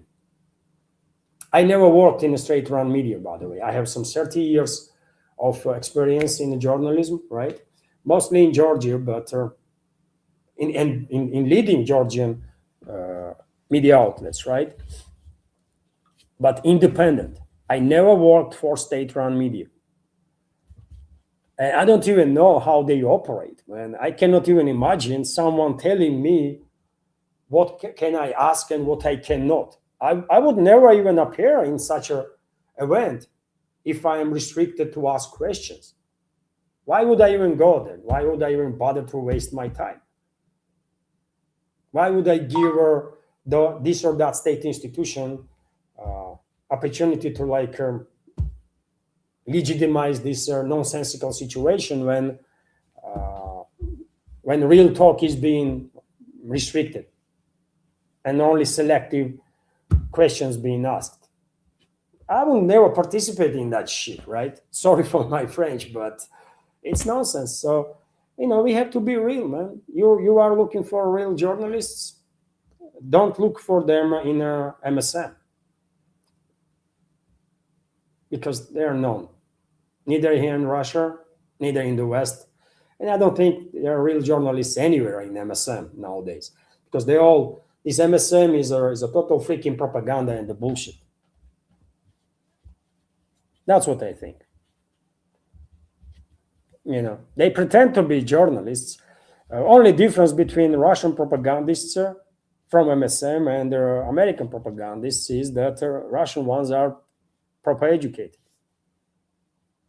I mean, honestly, that's the only major difference between Russian propagandists and the Western propagandists, that Russian ones are actually educated. They know better, but for whatever reason, for money or for a position or for whatever reason, by the way, they prefer to do their propaganda work instead of doing actual journalism.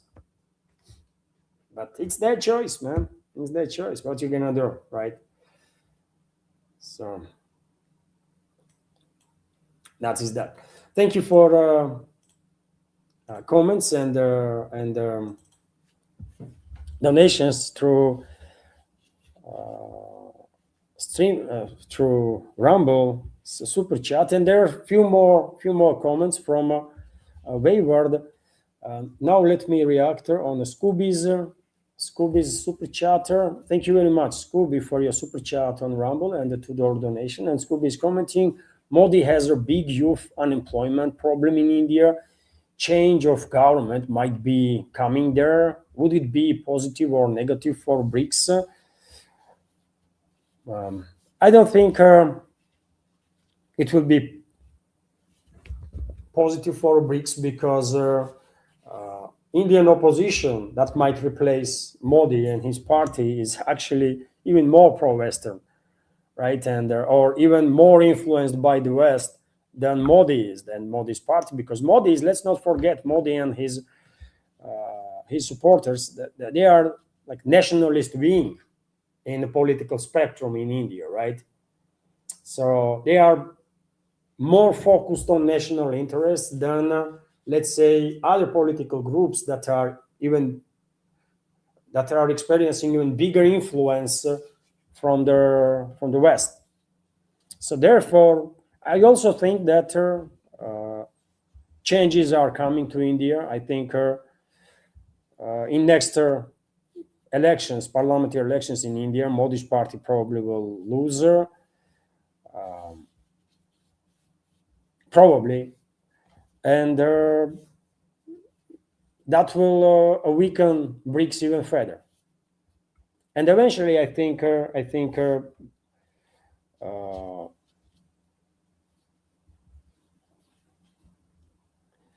It might sound fantastic right now, but I think Brazil, South Africa, and India will leave BRICS.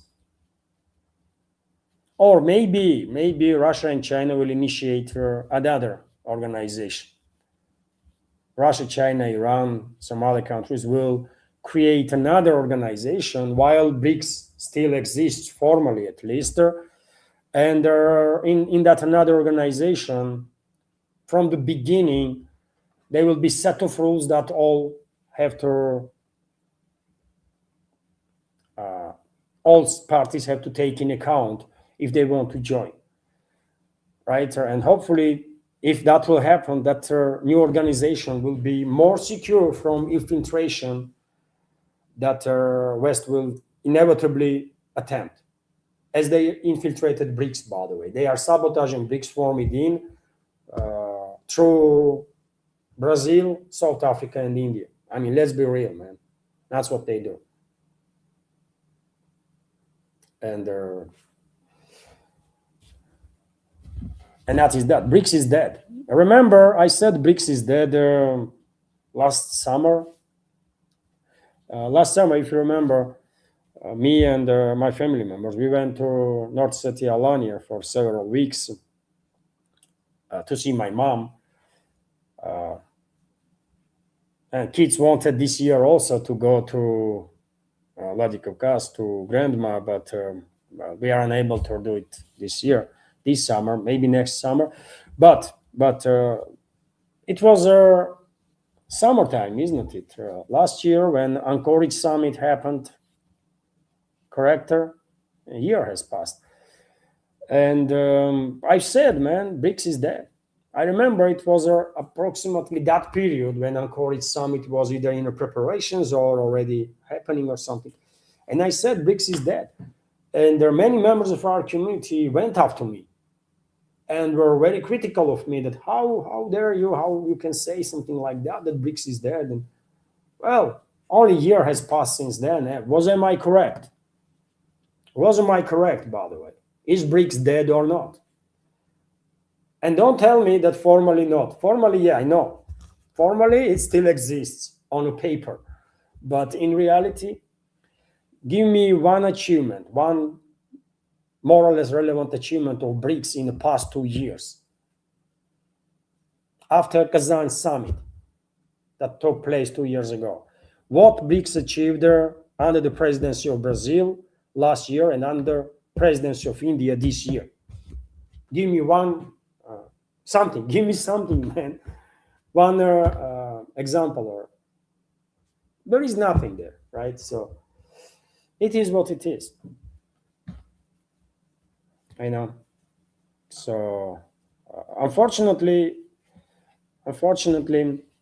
Western ruling class, with possible change of government in India in next several years, West will be able to further jeopardize BRICS as a not just organization. Organization itself is basically dead, but as an idea. They jeopardized also multipolarity, idea of multipolarity. That's what Western ruling class did, man. And it is unfortunate. It is unfortunate, but I would not say idea of multipolarity is dead, but setback in this push towards multipolarity is tremendous, isn't it? So thank you very much, Scooby, for your super chat and donation through Rumble. There was a few more super chats.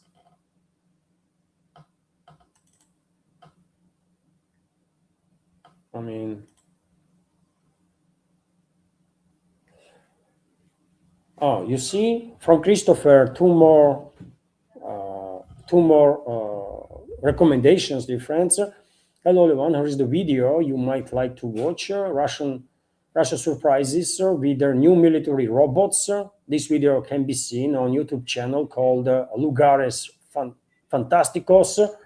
Thank you for sharing, Christopher. And Russia is definitely moving quite rapidly in terms of robotics, in terms of development of military uh, aut- au- not fully automotive, but autonomous, not fully autonomous, but partially autonomous vehicles, drones, basically aerial drones, ground drones, and I think we can say that Russia is among the leading countries when it comes to ground drone developments. Among leading countries, of course, US might have some specific developments there, especially when it comes to ground drones. China is doing some unbelievable work in this direction. Some Chinese drones, by the way, are doing stuff that you might struggle to believe that this is not AI. Recently, I saw ground robot that was moving with unbelievable speed and agility on a mountain. On a mountain, by the way, it's crazy, right? Human will struggle to move there, and robot was doing it like nothing. So yeah, China is doing some crazy stuff, but we are also quite rapidly advancing in terms of robotics, for sure. And therefore, dear friends, you might like to see this video on Lugares Fantasticos channel. In English, that will be fantastic places, right? About drones, and also Christopher is sharing a recommendation. Hello everyone, here is the video that you might like to watch. Waterloo 1970 action war, the battle that changed the world. This video can be seen on YouTube channel called Cinemas. Movie is 2 hours and 30 minutes long. Thank you very much for sharing, Christopher, this information. And movie, I don't know if I have seen this movie in the past, but Waterloo battle in Waterloo definitely played massive role in human history, for sure, in European history. Um, and probably all of you know, dear friends, or many of you for sure, that tremendous rise of Rothschild clan has started from Waterloo, isn't it? Um, they spread their, legend goes as that Rothschilds managed to spread information, isn't it, throughout the UK, throughout the British Empire, in London, basically, that Waterloo was defeated, and Rothschilds used their assets then to buy up basically everything they could buy on the markets that was already existing, right, at the times, to buy up whatever they could buy when everybody was just mass selling the stuff. And as a result, Rothschilds become one of the most powerful financial force in the British Empire. And then they spread throughout the Europe, isn't it? This Rothschild clan gets divided. They spread, basically. They didn't divide it. They just branched out. One went into France, another in Germany. German branch of Rothschilds become extremely powerful, right? And I think right now German branch is leading this Rothschild clan, isn't it? They play a key role now. But yes, Waterloo definitely had a tremendous impact on human history. That's for sure. Thank you for sharing. Thank you for sharing, Christopher. And there was a super chats. Also, two more super chats from Wayward. So thank you very much, Wayward, for two more super chats from you and donations. And Wayward is commenting the oil markets are being manipulated by Trump and his cronies. What you see as the price of oil is not what people are paying in the real world. Tucker Carlson had a very good show on this topic, and I need to check. I need to check that show. Then thank you for sharing, Wayward, because one can only try, right, to learn as much as possible about many things. And I'm trying my best in this regard. But there are definitely so many fields that I need better knowledge to know better, to understand better. And these markets are one of those fields that it's not really that I am not really familiar with, especially how prices are working there, right? It definitely looks like speculations, but I have to check out video that you are mentioning to have a better understanding how they are speculating with these markets, man. Because clearly something is artificial is being done there. And also, Wayward is commenting, I believe Malaysia is actually paying $150 a barrel. Wow. If memory serves me correctly, everyone should watch that Tucker's interview. It's a very educational. So I already said exactly that I'm gonna take a look at it. And well, thank you very much for sharing, Wayward. And dear friends, if you don't know Tucker Carlson, you just type on YouTube Tucker Carlson, and his channel will pop up. It's called Tucker Carlson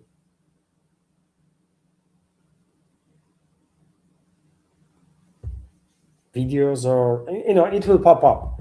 It will pop up straight away. Probably many of you are subscribed, anyways, majority.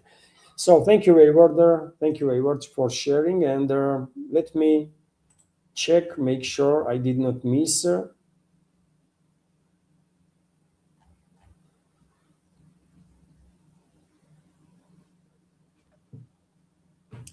Oh, okay. There was a two more super chats. There was two more super chats, dear friends. Let me react on these super chats also.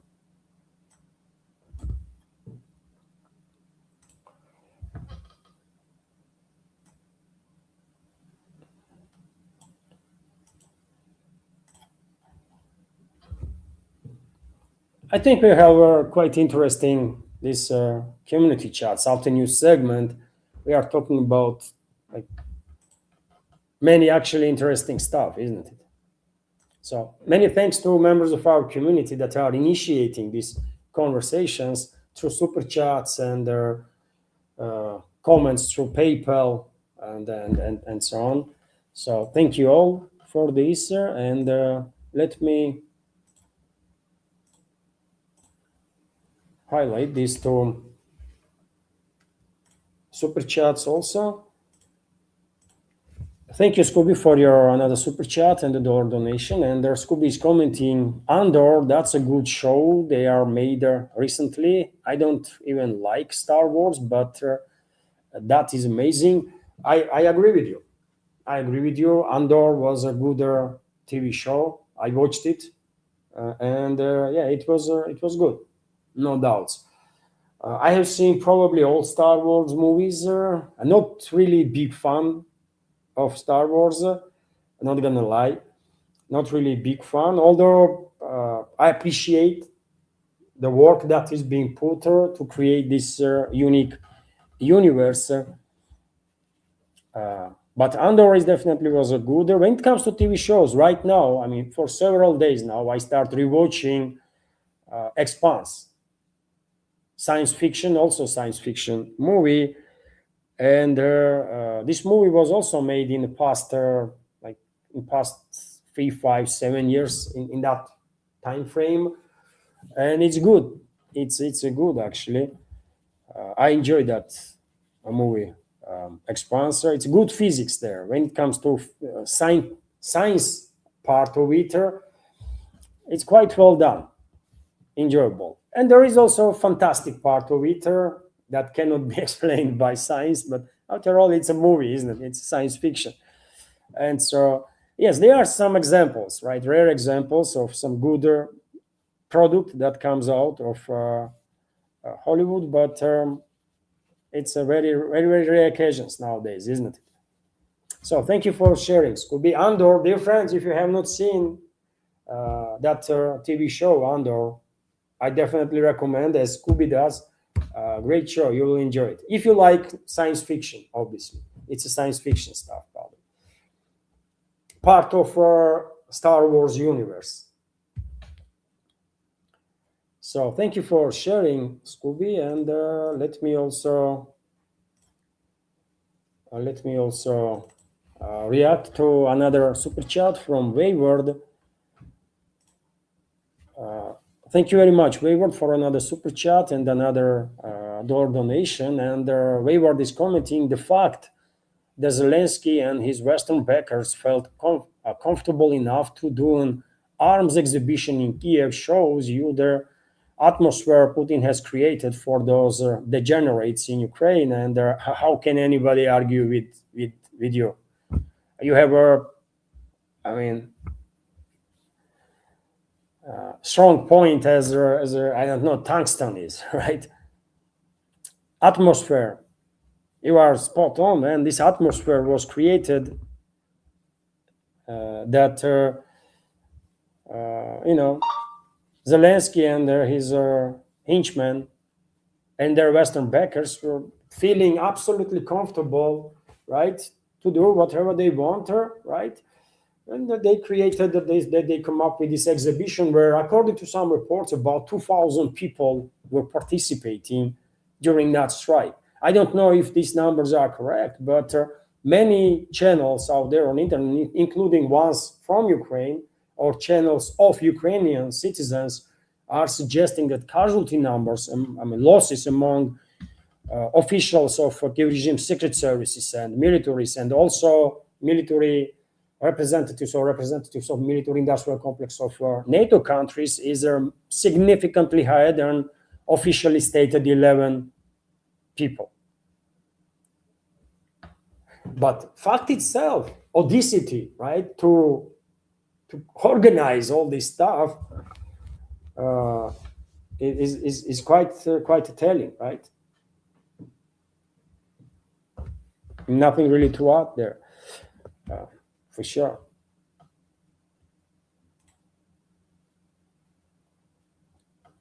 And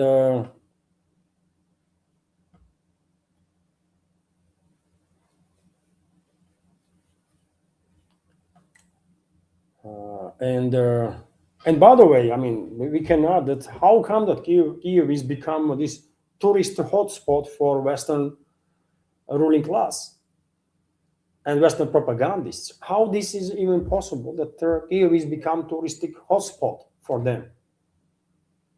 Makes no sense, isn't it? Makes no sense, but it's a reality nevertheless. So, thank you for sharing, Wayward. And there was also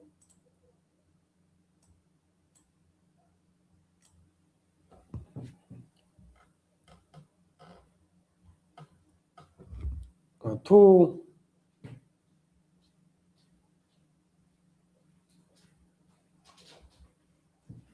there was two more recommendations from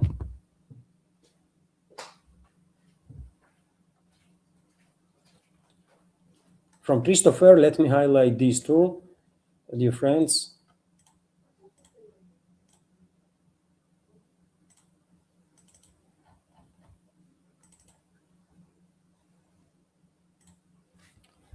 So thank you very much, Christopher, for more recommendations and donations through PayPal.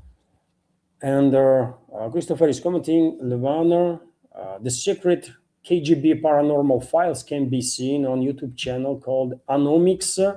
It's 88 minutes long. So, dear friends, if you are interested in paranormal phenomena and all sorts of files,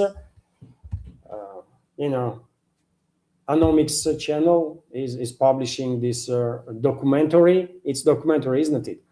Secret KGB paranormal files. When it comes to paranormal files, by the way, remember X-Files TV show? This Agent Mulder in there and Scully, right? Dana Scully. X-Files were extremely popular, isn't it? How long has passed? How many years has passed since that TV show? Like 20 years, I guess, right? But I still remember, man. It was a very popular TV show for sure. Uh, in reality, those actors, I mean, it's David Duchovny plays Mulder, and Robinson is a surname of Dana Scully, actual surname in real life. Real life, I can't remember now. But the movie, I mean, that TV show is also great, man. I was a big fan of that TV show for sure, because it's a science fiction too. It's somewhat related with their space and stuff. So of course, I would watch that, because to me, science fiction, especially in terms of space, astronomy, that's something that I actually like to read, to hear, to watch. And there was another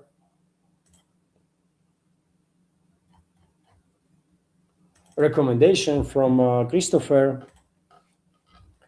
Thank you very much for another recommendation, Christopher, and the donation on PayPal.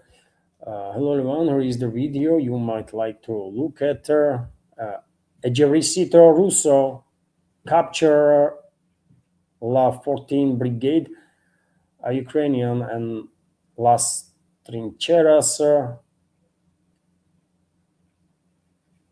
Combat video, basically, can be seen on YouTube channel called Laguras Fantásticos, and I don't know Spanish. It's Spanish or Portuguese. I don't know this language, but as far as I can tell,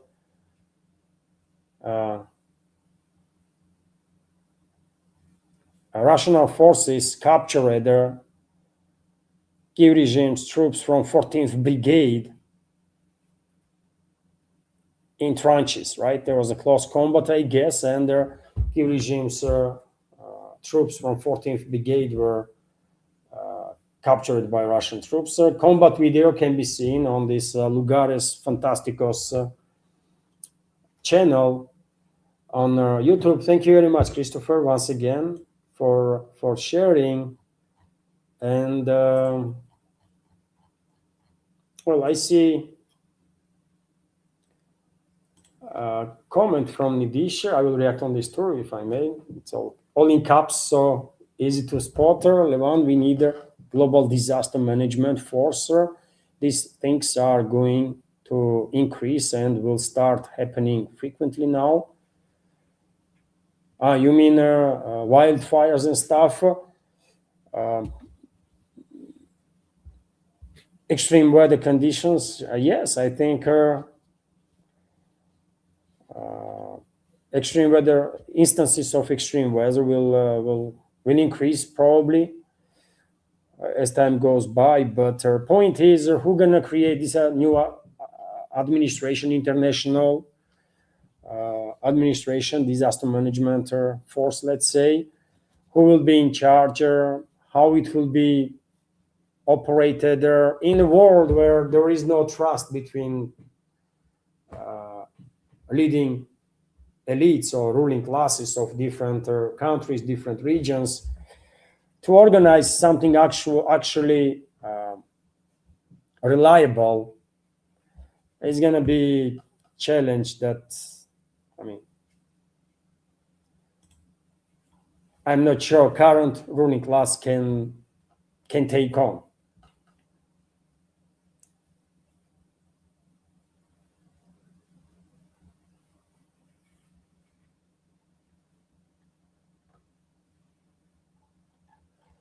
And dear friends, this is it for now. Thank you all for your time and attention. Many thanks to everybody who supported and continues to support my work and this project. Please consider to join our communities on Patreon or Boosted, dear friends, where I have extra content on a regular basis. And there is also several other ways how you can support if you want. Links are under this video description box and in the pinned comment. This is it for now. have a wonderful day and take care. Thank you all, and bye for now. Thank you. 2.5 hours, by the way, almost 2.5 hours. That's quite something. Thank you all, dear friends. Bye for now.